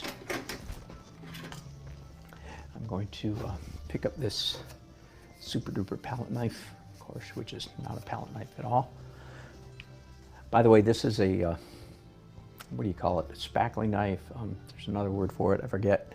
It's a hardware store product, building supply, building tool, and it's also an antique, which is really wonderful because for some reason, at least if you're a builder, you can correct me. For some reason, they don't make this tool the same way anymore. They don't make it out of the same stuff. And the old-fashioned ones, they rust. It rusts very easily. Maybe that's why they don't do it. But the new ones aren't as pliable as this old-fashioned one. So that's actually I use it for, you know, plastering the house as well. I use it in buildings as a tool, as a builder tool. But I value it very highly because it's an antique I picked up somewhere along the way. And in my experience, they don't make them the way they used to. I mean, I'm sorry, I sound like an old person, but I think it's literally true.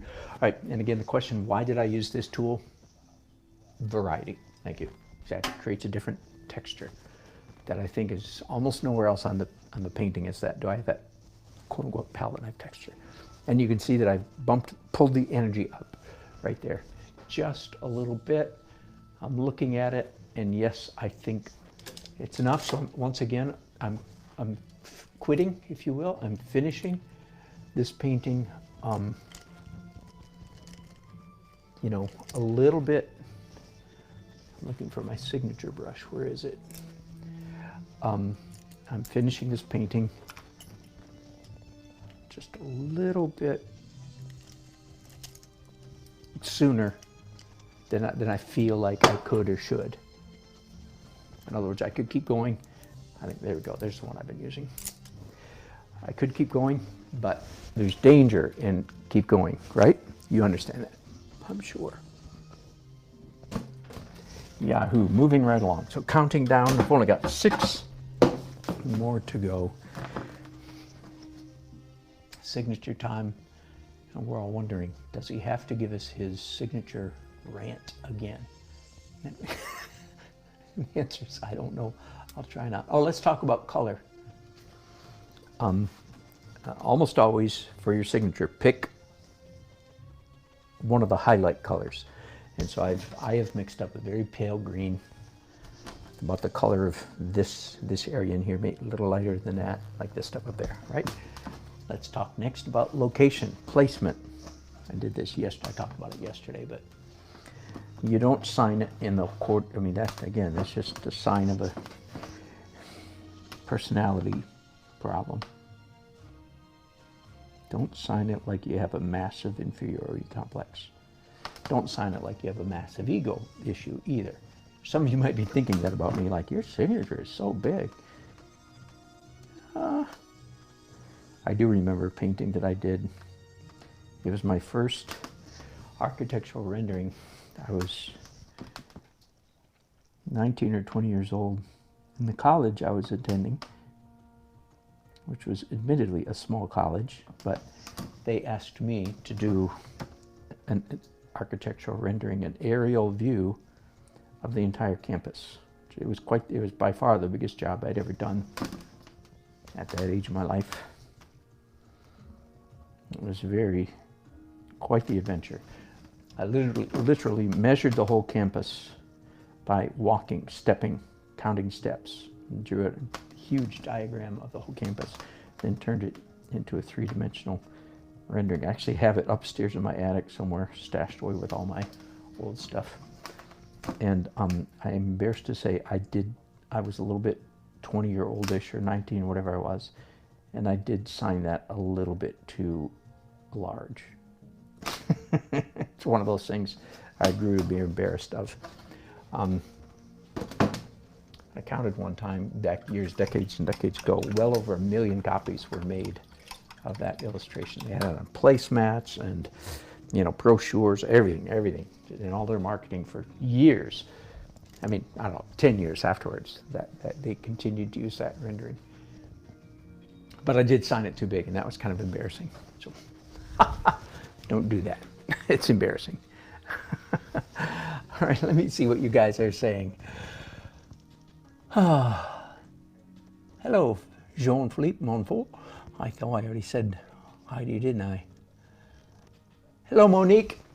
Oh, it's not too late. A little bit late. Yeah, I'm going to call it done. All right, Yahoo. This is probably a good place for me to quit, don't you think? Well, I'll start number 6 and we'll see. See how far we have to go. So I have 6 more to go. And then, of course, I have a huge job in front of me. I have to photograph all these, and I'll be spending hours in front of my computer editing the photographs in Photoshop and then posting them on Facebook, Instagram, YouTube, and even my website. So they'll be posting everywhere. All right. And part of the fun of this, by the way, part of this process, let me pull up number 7 again, just for fun. So just so you can get the visual. This is what I've been looking at for the last half hour, or whatever it's been, and boom! All of a sudden, whoa!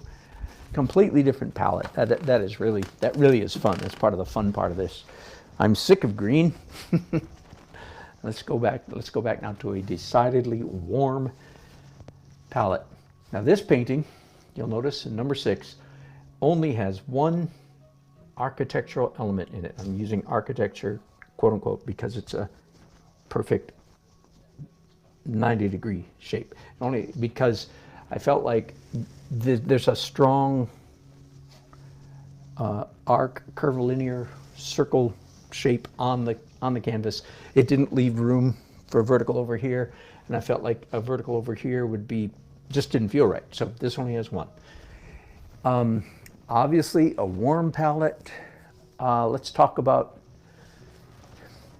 energy, composite. Let's talk about composition. Real obvious. In fact, probably too many of these paintings have the quintessential shaft of light coming from the top. Probably too many of them. I'm looking back over here. Yeah, the last 2 have that. As I look back, okay, not as many as I had feared, but still probably quite a few. So that probably means that the next time I do which will be 1, 2, 3, 5 years from now, whenever, the next time I do a whole bunch of abstract paintings, I'll probably say, well, you know what, the last batch I did had a lot of shafts of light, like kind of like a spotlight shining down composition. Let's try to avoid that. So probably the next batch, I'll try to avoid that. It's quite a busy composition, as you can see, so I want to be careful. I don't want to add a whole lot more busyness to this, or it'll be too much, right? There's not really any part of this, big part of this canvas that's real calm. Here's some here, you know, some here, low energy, but a little tiny bit here, but it's kind of high energy, so watch out for that.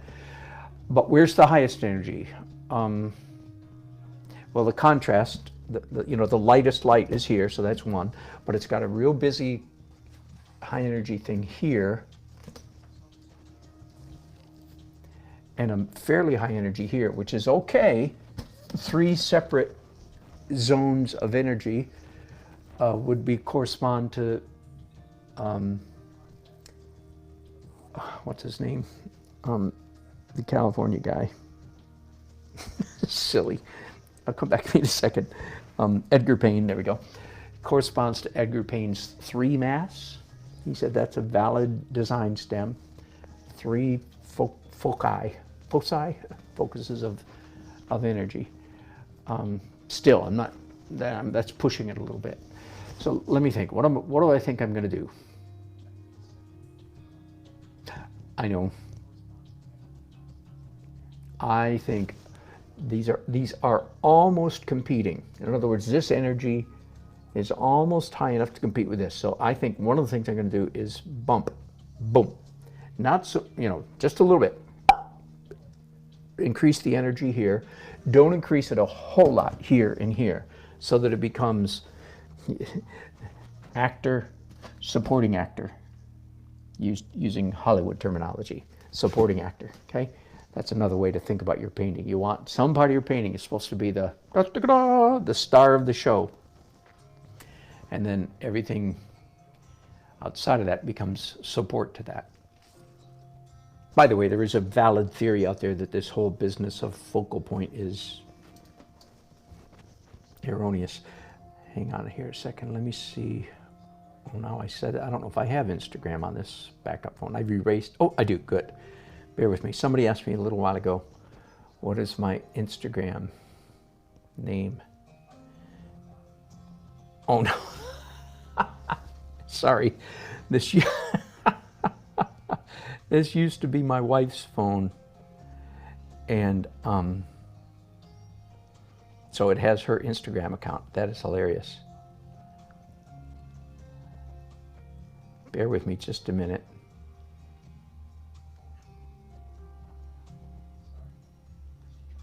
One.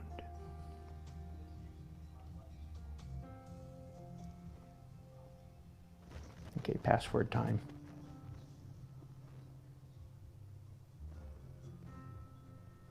Forgive me just a minute. I hope I know the password.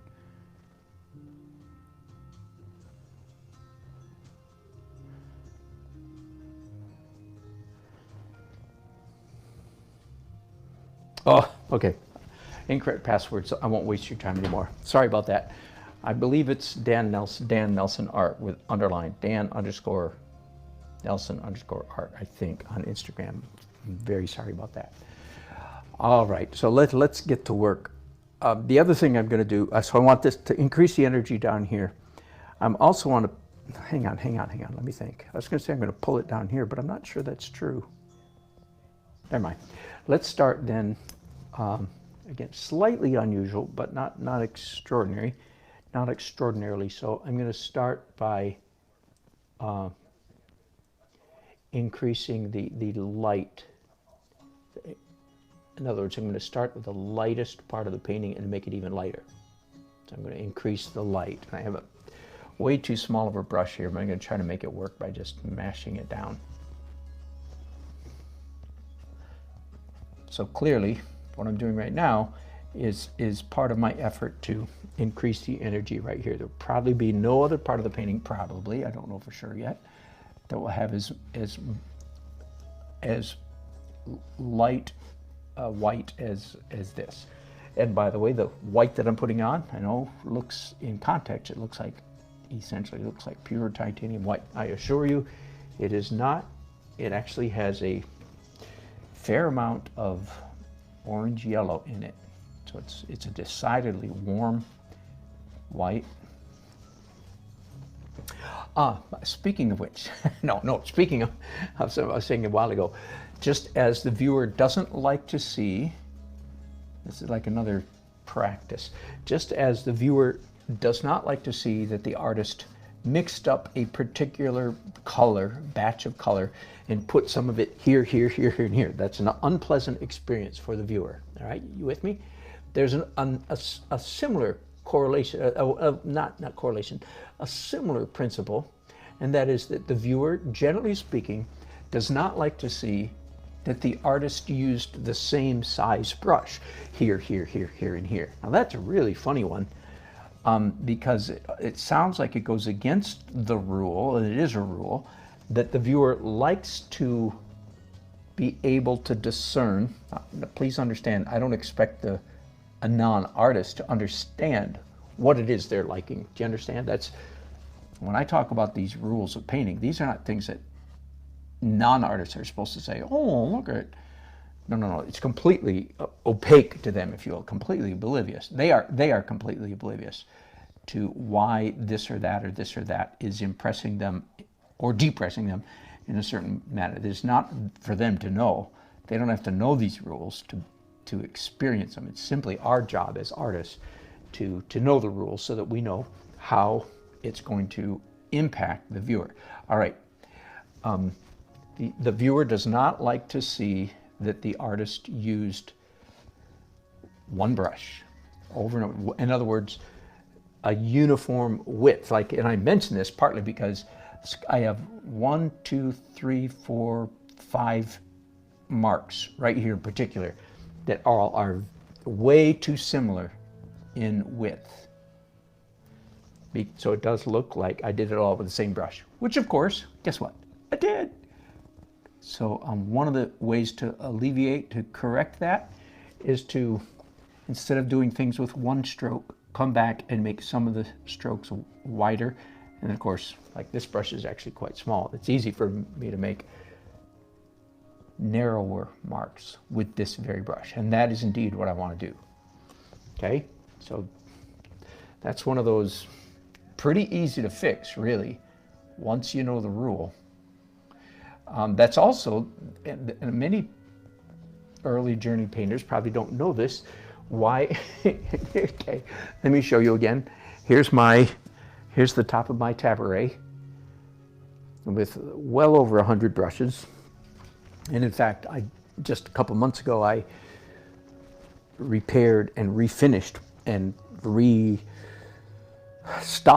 this tabouret, and I got rid of at least 100 brushes. So it was worse. That's just what happens, folks. Brushes do not last forever, and especially when you abuse them the way I do. I am death on brushes, and I feel real bad about it, but not bad enough to quit. I'd rather paint than nurse my brushes, okay? I'd rather paint than preserve brushes. That's just me. So I paint like a madman, so to speak. Not right at the moment, I'm doing okay, but.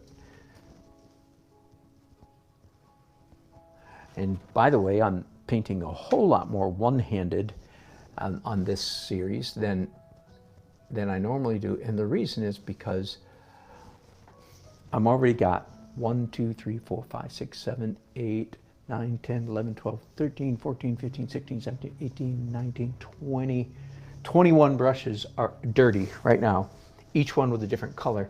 And when I paint with two hands, usually it's the same color on the two brushes.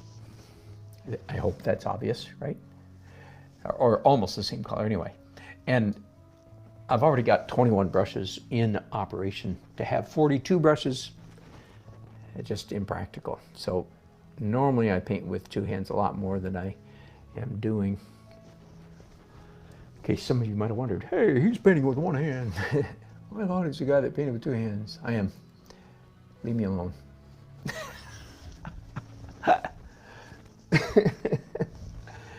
He goes so quickly from being a nice guy to being a jerk.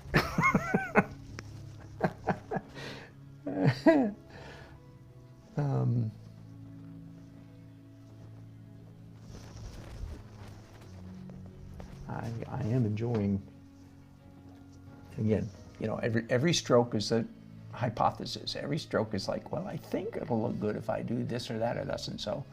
I don't really know for sure until I do it. Another way to say what I'm saying with that little description, by the way, just again to help you, those of you who are perhaps early journey painters, we paint by eye. We paint by eyeball. You don't paint by rules. Now I'm giving you a lot of rules, but please understand they all play second fiddle to what you actually see in front of you. I'm really painting by eye. I'm just trying to help teach, you know, some of the rules of painting, if you will, but I don't paint by rule, I paint by, and I think the best analogy, I just mentioned this yesterday, I think a real chef, if you will, I don't know any real, well, I do, but anyway, I'm not a real chef. I think a real chef doesn't cook by cookbook. A real chef cooks, I think, by taste, right? By the way, there's a couple cooking movies that I love, and I don't know anything about cooking, but one is Ratatouille. Another is the 100-foot journey, 100-step journey. Oh, it's fantastic cooking movie. And the third one is Chocolat. So there you go. I'm telling you all I know about being a chef from those three movies. Which being interpreted means I don't know a dang thing about cooking. But anyway, I think I'm right about this, that a real chef cooks by taste, and that's the way an artist paints, is by sight, not by rule or recipe. By the way, so I'm going to do some other stuff in here, but so far all I've done is bumped up the light right in here, and I'm liking it quite much. Again, so see, there's that thing. My hypothesis is proving to be generally correct. I thought it would look good if I did thus and so and this and that, you know, with these strokes and this color and so forth. And at the moment, my hypothesis, if you will, my guess is being satisfied. Oh yeah, it does look good.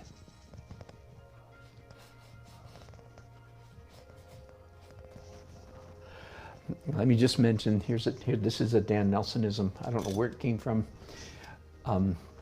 In a lot of cases here, so I got opaque paint on my brush. You understand that, right? And I have skinny marks of all kinds on this fancy paint applicator, red pencil and skinny brush. Like take this line right here, big red pencil mark. I took the pencil and just went like that, big curve. And right in here, I painted up to, let me reiterate, let me do that again just to make the point. And this is just a Dan Nelsonism. So I painted up to the red line on this side, and also up to the red line on this side. Now, often when I do this, I'll actually make the line skinnier than it is. In this case, not so much because it's only a pencil line, but for some reason, somewhere the cosmos told me that was a good idea. I think, as near as I can understand, I think the reason it looks good is that it takes a mark that was quite much on top of the painting, which is not particularly impressive. Like taking a red pencil and go, looks like somebody took a red pencil and went, right? But as soon as I do this to it, now that red mark is inside the painting, not on top of the painting. And I think for some reason that's a pleasant feeling. That's all I can say about that. I don't really know why. Now, I'm doing increasing the energy. Remember, I said I want to increase this energy. So this is the main actor, and these are supporting actors, these areas of secondary energy. But that I don't think I'm going to have any trouble getting this high enough so that I can afford to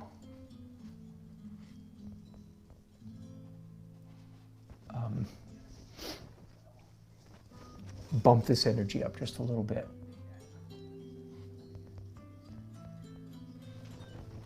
I'm going to stop there though. Let's go back to the middle, and it's real obvious to me what I need to do next, and that is I want to bump up this lovely kind of a pea soup green right now. And but it's dirty. Of course it's dirty because it's got at least one oil glaze on top of it, at least, possibly more. And so it's not a real clean green color. So I'm going to mix up a cleaner, still not real intense, not real bright. It would be, I want it to be, if you will, you know this already, don't you? I want it to be this exact color, only one tick lighter. You get it? I hope after I say things for 17 times in a row, some painters out there go, oh, I'm actually starting to think that. I had someone many years ago say, when I paint, I hear Dan Nelson's voice in my head, which is a wonderful compliment. I appreciate that. It's a compliment to my teaching, not my painting. I might be a lousy painter, but I do aspire to be a good teacher. So if you hear my voice in your head, that's probably, while you're painting, that's probably a good thing. And that, by the way, is in fact why, if you watch me much, I repeat things over and over and over again. Believe me, nobody's more aware of how much I say things over than I am. But I also happen to know enough about pedagogy, the art of teaching and the art of learning, to know that's pretty much how human beings learn. They have to hear the same thing over and over and over until it finally sinks in. So I don't really apologize for that too much. Plus, of course, here in this, on YouTube and online, people are tuning in and tuning out all the time. So it's not like the same person, people are listening all the time. Anyway, that's entirely too self-aware. Let's get off me and talk about you.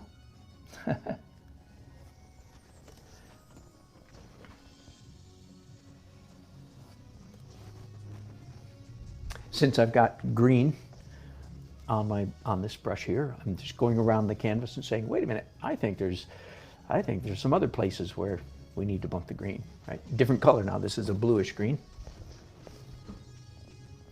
And indeed. So again, a big part of what I'm doing on all of these paintings in this last layer is I'm playing off this principle. I guess the easiest way to say it is the human eye enjoys subtlety. Now let me explain what that means. The human, other language for the same principle, the human eye enjoys being fooled. What? And fooled enjoys being tricked. I hope you're understanding that a lot of the rules of aesthetics are very counterintuitive and go against like all the rest of life, right? Like the best artist is the best artists are the ones who manipulate us the most perfectly. And of course, most of us would stand up on our hind legs and say, wait a minute, I don't like people manipulating me. Right, I understand. That's the way it is in most of life. We do not want to be manipulated. It's part of the mystery of beauty is, in fact, we all do want to be manipulated. We crave manipulation when it comes to artwork, two-dimensional, three-dimensional. And the artist who does it most expertly, that is, so to speak, that means without us realizing we're being manipulated. You understand? That's part of the rest of the story there, is the artist who does it with the most skill, we're not even aware that we're being manipulated. All right, so where was I? Oh, I was saying in hang on a second.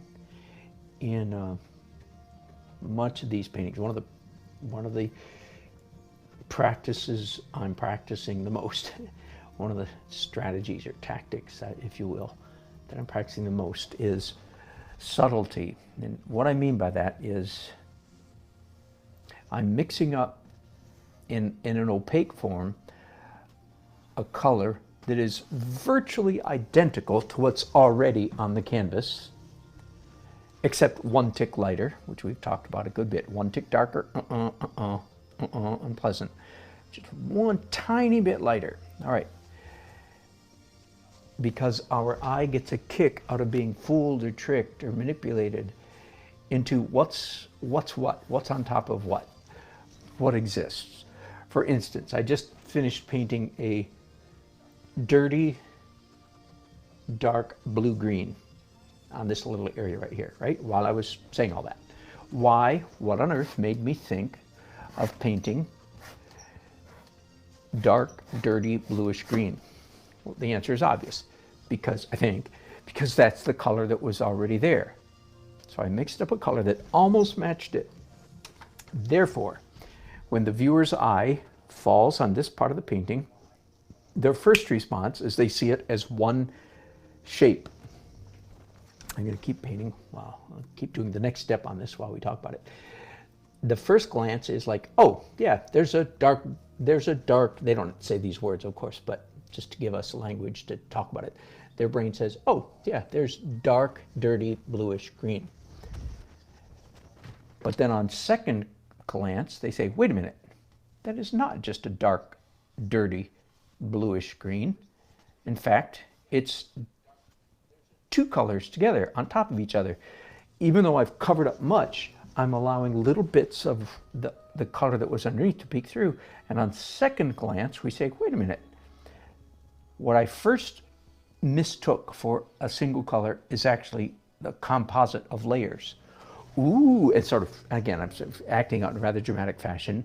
Our brain goes, ooh, because we see some more than we saw the first time. Okay, and I contend that little bit of ooh is actually an authentic aesthetic, the experience of beauty. It's actually an authentic sensation of a reality. Again, I contend that beauty is a real thing, not just an internal, inward, subjective thing. Everything that you hear me talking about when I say the human eye enjoys this, that, the other, doesn't enjoy this, that, and the other, that's all evidence for the fact that there are objective realities. And I haven't always held to this opinion. I've been a part of the other side for a long time, thinking that beauty is simply an experience that happens inside our cranium or our soul, if you want to be a little bit more spooky about it. Yeah. I used to lean that way a little bit more, but I do not anymore. I believe that there is it's very hard to define, in fact, essentially impossible to define, but that there are actually external things that actually call to us from the beyond. How about that for some spooky New Age language? that there are things that we see, taste, hear, feel, that are in fact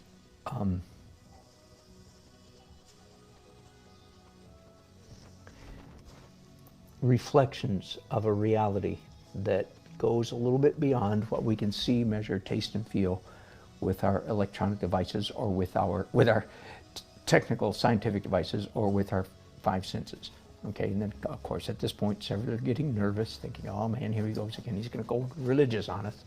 And again, I'm always aware when I'm entering dangerous ground and triggering people, so I don't want you to think I don't know it. I go there anyway.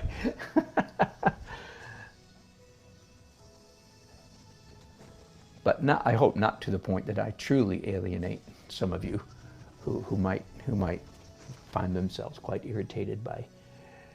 And the reason you're irritated is because you would say you're being objective and scientific and modern and so forth, and I'd say no, it's because you were influenced actually in much of your life to make certain decisions. See, I can argue the other way as well. If you decided to not believe in God, it's because you made a decision. Once you make the decision, there's plenty of evidence for you to not believe in God. Plenty. And I understand that, so I don't despise you. Believe me, I do not look down on people who have decided there is no God and then to find the evidence to support it. Conversely, as you can imagine where this is going, the opposite is also true. Once a person decides yes to believe in God, there's ample evidence, in spite of what the skeptics say. Part of the toolkit of the skeptic is, of course, is being skeptical or scoffing, and that is a tool that should not be available to the quote-unquote believer. Now, unfortunately, many believers do use the tool of scoffing, but they should not. Anyway, all right, let's get off. I'll stop triggering. It's safe to come out now. We're going to get back to visual art here. But I guess we're not, because I'm going to say, no, I think that beauty is a reflection of something, a hint to us that there is something. I could go on, believe me, but I'll stop, okay? Let's step back and take an evaluation.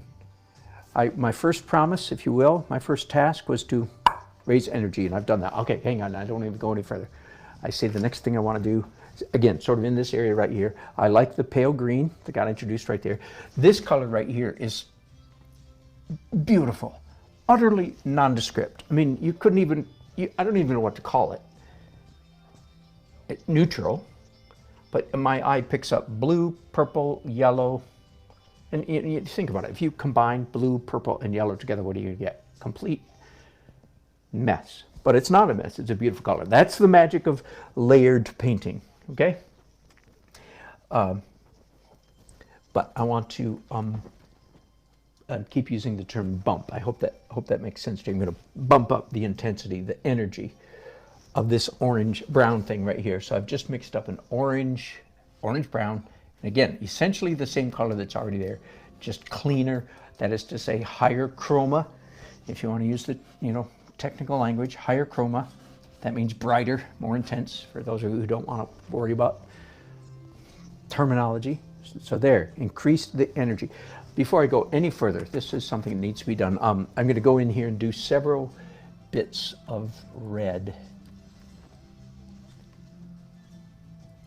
By the way, I'm using just enough liquid, or try to use enough liquid I'm not using it to make enough to make the paint transparent. I just use it to make the paint flow and to make the paint dry fast. In fact, I picked up earlier, before I started broadcasting today, I picked up and touched several of my paintings from yesterday, and I found some wet areas, you know, after overnight drying. That's simply, it's nothing wrong with the painting. It just means like, it's going to take me, I have to wait for that to dry before I can varnish, so it kind of slows the process down. So just to let you know, I'm just using just enough liquid so that I won't have that problem, hopefully. Now, I just put the same red in several places, right? You saw me do that, right? And so now you're aware, like, oh, wait a minute. I could, so to speak, stop the painting red right now and say, oh no, that's good enough. I don't like it. I mean, I don't mind it. I could say, no, that's okay.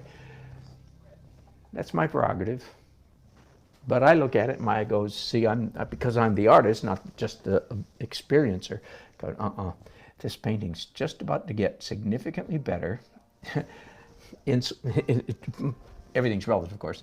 I'm only going to touch this red stuff.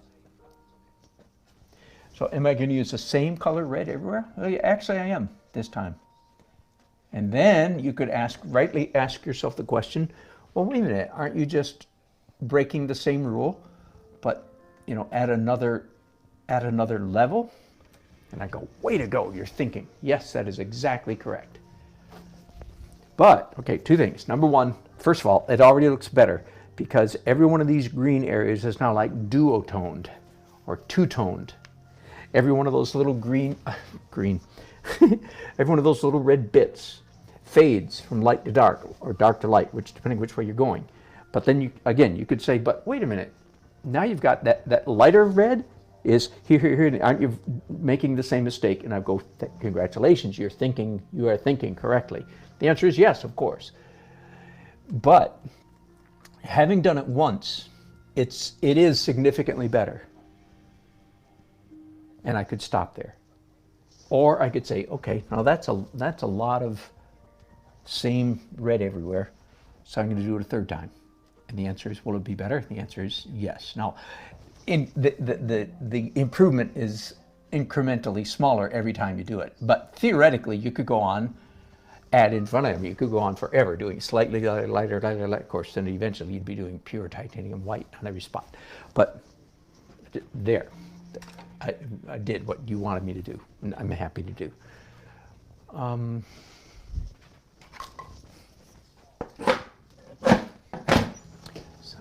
I'm just scratching. Some of the red marks were too bulbous, were too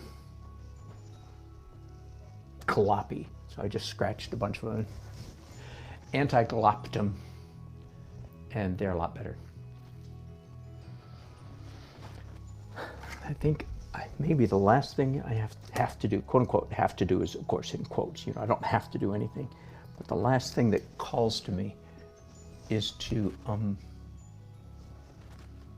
do some of the pale purple up here.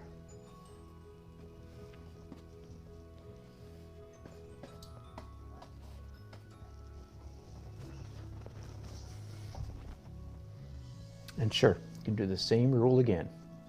And you could drive yourself to distraction doing this every single color, right? It's like, how do you know when you're done? The answer is probably before you think you are. So there we go. I did two-tone purple, good enough. That's nice, though. That little bit of purple really did add. And as much as I hate to say it, I think I'm done. Yeah. You always want to leave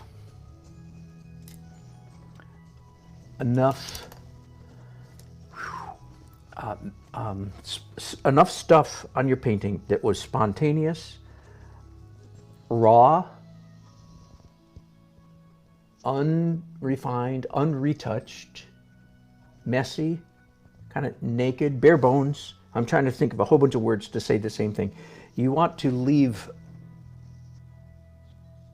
a lot of that in a good painting.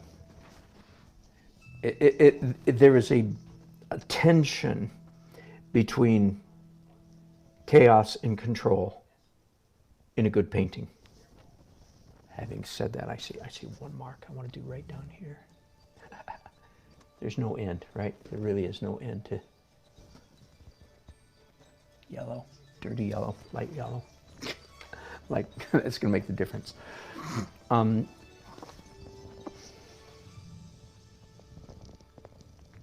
striking that balance is part of the mystery.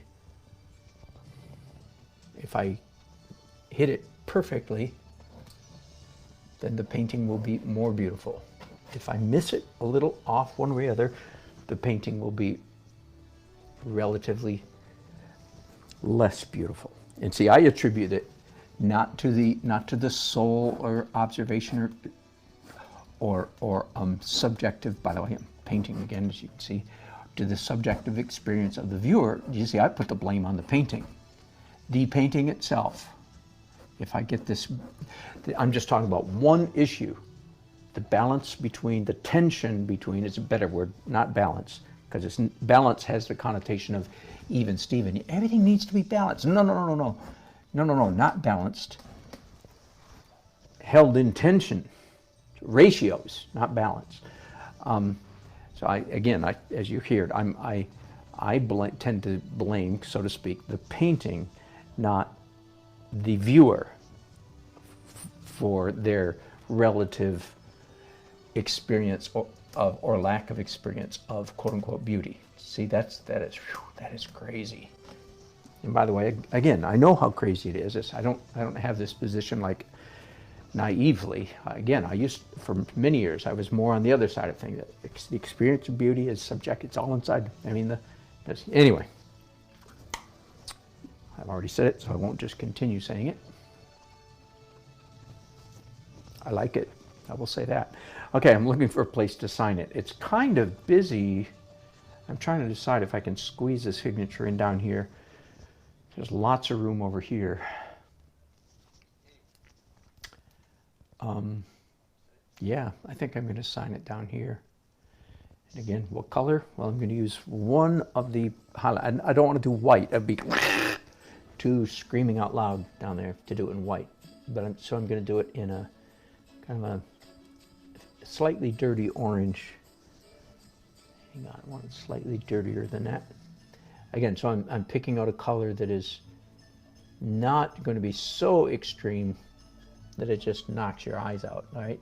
Or has the effect of a signature that's too big, like I talked about a while ago. So let's do the signature view again.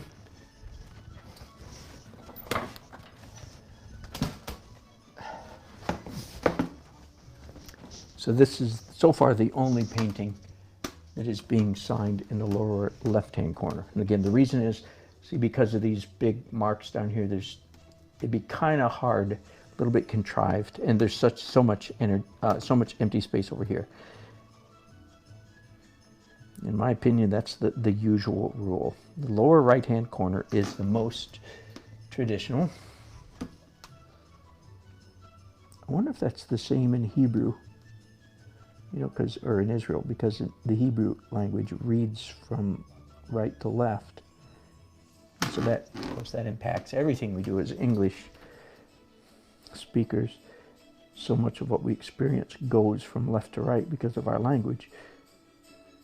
I wonder if that's part of the reason we signed a painting at the denouement, at the resolution of the painting in the lower right-hand corner. I don't know. At least smarter than me gonna figure that out. But anyway, I'm not doing it on this painting for the reasons already stated.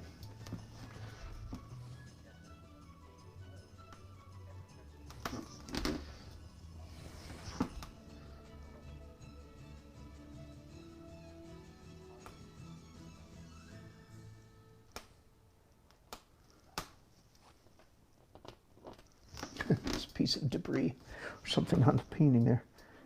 It interrupted my final letter N. My name is Dan Nelson, by the way, in case you didn't know. And I've been doing this on these series. I'm taking the tail and just blending off so that at last the last little bit of that signature literally fades to nothing. Once again, the signature paintbrush is a Winsor Newton Series 7 red sable, watercolor brush. Do not try to do your signature, please, unless you have some kind of supernatural ability. Don't try to do it with which you don't. Don't try to do it with a bristle brush. All right. Whew. Well, I've gone on for hours, haven't I? Oh, good. I love it when you give me ideas for titles. Can anyone see video 9? Ani, was there trouble with that? That is weird. I'll go back. Somebody else asked me about that. Oh, good. My Instagram is at Daniel Nelson Art. Thank you, Pink, Ms. Pink. And Andrew says, I should probably consider number 6 done. I hope I didn't. How many minutes ago was that? 3:09. Oh, long time ago. I should have read your comment then. Anyway, I don't think I've ruined it too badly. Diane asks, when I paint by myself, do I paint to music? The answer is no. I have music on right now. It's calm music, and it's a calming effect, because the act of painting and broadcasting, as you could probably tell, has me relatively keyed up, relatively, adrenaline level a little bit high. So I use music to say, whoa, calm down. As soon as I stop broadcasting, no, I'll actually turn on my phone. I'll actually turn on podcasts. So I listen to talking, partly for the same reason. It's a calming effect. I listen to, this may be ironic to some of you, but I listen to history, science, culture in the last 5 years, current events, a lot of history, a lot of philosophy, some theologies you can imagine. Some art, not really a ton, a little bit. I mean, there's some people I love to, but the thing is when you listen to an art broadcast, you kind of have to watch because it's art. So I can't do that and paint at the same time, even though some of you do that to me, and I appreciate that very much. Otherwise you wouldn't listen to me, watch me, you listen to me at all, which I very much get. Hey, I'm sorry, here I am. See, here's the danger of having the painting still in front of you. There's no end, right? There's no end to things you can see to do. So you have to quit. Again, you have to quit before you think it's time to quit. Otherwise, you've overdone it. There's a good rule. You beginners, you early journey painters, if you keep working on a painting till you feel like it's done, you have overdone it. 99.999% chance that is true. If you keep working on your painting till you feel like it's done, trust me, you have overdone it. All right, good. Somebody out there needed to hear that today. You were asking, so no, I don't listen to music. I listen to talk. Sometimes, and this is crazy. By the way, I've read a fantastic book. I forget now the full title. It's called Quiet, something in a world that can't stop talking. It's about the challenge of being an introvert in a world that can't stop talking. And believe it or not, we've talked about I'm an introvert. I know that's weird. That's impossible. I know it sounds like it, but I used to call myself a high-functioning introvert, and then I had one of those personality experts, a personality professional. Hang on, while I'm talking, I might as well put up the next painting. I had a real, the kind of person that goes around and gives lectures to business people about personality. She rebuked me soundly for using that term. For saying, because I'm treating introversion as though it's like some kind of disease. Anyway, so I've been corrected, but I am an introvert. It's amazing. Why do I enjoy broadcasting while I'm painting? I really can't explain that. But part of that book, she does give part of the answer. She says that every person has their certain optimal energy level in the environment around them, not what they're doing, but their environment. When they're working, they have their certain level of energy at which they function optimally. For instance, some people want the office with the door, no music, no everything. They want dead quiet, and they just cook, but get everything done. Other people want to be out in the open place where there's beach balls and rock music and you know, people walking by and heels clicking on the floor and somebody chewing gum and chatter going on. Some people like high energy, rock music playing, and they cook and they're productive, and we're all just different. I discovered, much to my surprise, that I actually operate optimally with a fairly high energy level around me. Not rock music and not beach balls and not so much, no, chit chat's okay. Like I work great at a coffee shop. Who'da thunk? I don't want them talking to me. I work great at a wedding reception where there's music. I have earplugs in because it's too loud. Where I work, the atmosphere of a wedding reception is perfect for me, as long as they're not talking to me. I mean, and you know what I mean? I can talk to people, but not nonstop. I want to be. Anyway, I think that's fascinating, and it's not directly related to extrovert, introvert. It's a separate scale from that. So even though I'm an introvert, I enjoy talking to you guys, but when I'm done, I am done. Don't try to call me. You can text me or email me or send me a text or chat. Anyways, I think that's fascinating. Hey, before I go then, we'll talk just for a minute.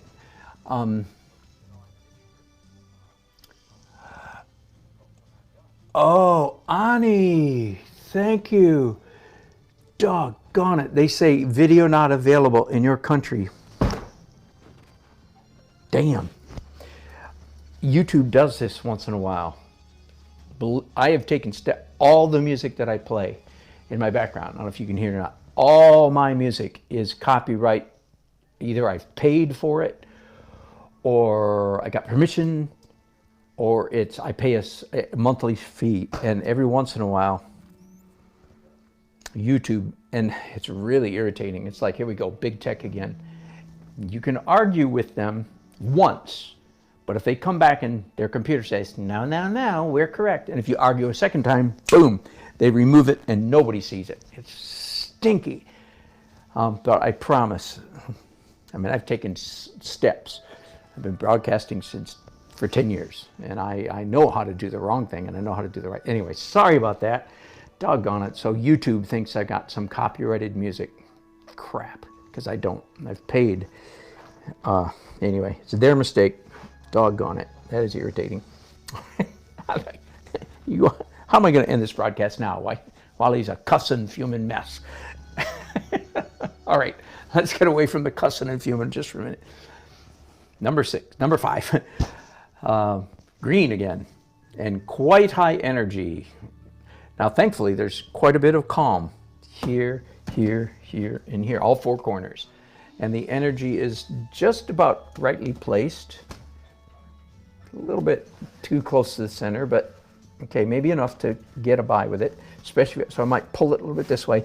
These 2 big white swipes, of course, do a lot to counterbalance that energy. Overall, and it's quite a dark painting as well. There's very little light, so I'm probably going to add some light, and it won't hurt me on this particular painting to calm down some of the energy just a little bit. And this is also one that I felt like doing the architectural framing goes all the way around 3 sides, which is a lot. None of them ended up with. That was an option. I considered it. I thought about putting one here, but it's so busy here. Fitting another line through there would just increase the business. So see, I didn't clearly. Anyway, so this one has 3 sides of architectural geometric element. And it's a very green painting with highlights of red. And that's just about all. A little bit of bluish green and a hint of purple, violet right there. So I'll probably make more of that, because I'd like to, most of the time I want more than one surprise color, more than one. Right now the red is a surprise, but there's quite a bit of it. So it's not much of a surprise. So I'll probably introduce, like here, slight hint of purple. I'll probably make more of that, then do some more of it elsewhere where there's bare hints of purple. But I like the painting generally. It's very interesting to look at. It also has some of this physical texture. I took a tool like this in the early stages and dragged it through wet paint and made right there and right there. And right here, I'm finding, you say, when I did it early on, I wasn't sure that I was going to like it. I'm finding that I, in fact, am liking it more than I was worried about doing it too much. And I'm happy to say I didn't do it too much. I could have actually have done it more. So maybe the next series. I am anxious to get back to a good cityscape, by the way. I'm going to go downtown and paint, hopefully, end of this week. The reason I haven't been doing it is because there's nobody downtown. And I say nobody, you know what I mean? Like your town, our town is pretty dead. But I'll probably do that anyway. I really am ready to sink my teeth into the heart of my painting career, which is cityscapes. All right, I have rattled on way too long. Thank you for all your nice, fun comments. Oh, Monique, you can see it. And how about that? Ani, if you're still listening, tell us what country, try to figure out. And oh, Diane gives us the title for number 6, Leading Bamboo. Yeah, I get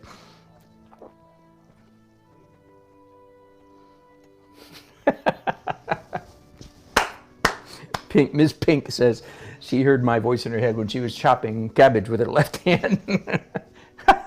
I'll take it. That's hilarious. All right. Thanks, gang. As you can tell, I really enjoy your company. If you like this, please don't forget to thumb up it and share it, and subscribe if you haven't done so. I think most of you guys have subscribed. We have ourselves a sweet little community here, don't we? I don't have 10,000 viewers. Like, to me, you're not just a number. I can't wait till you're just a number, frankly. But right, when I have 10,000 views per video, that'll be a good problem to have. But in the meantime, we're having fun. All right. Bless you. Have a great rest of the day. I probably won't broadcast the rest of the day. I'll be busy. All right. Thanks. Bye.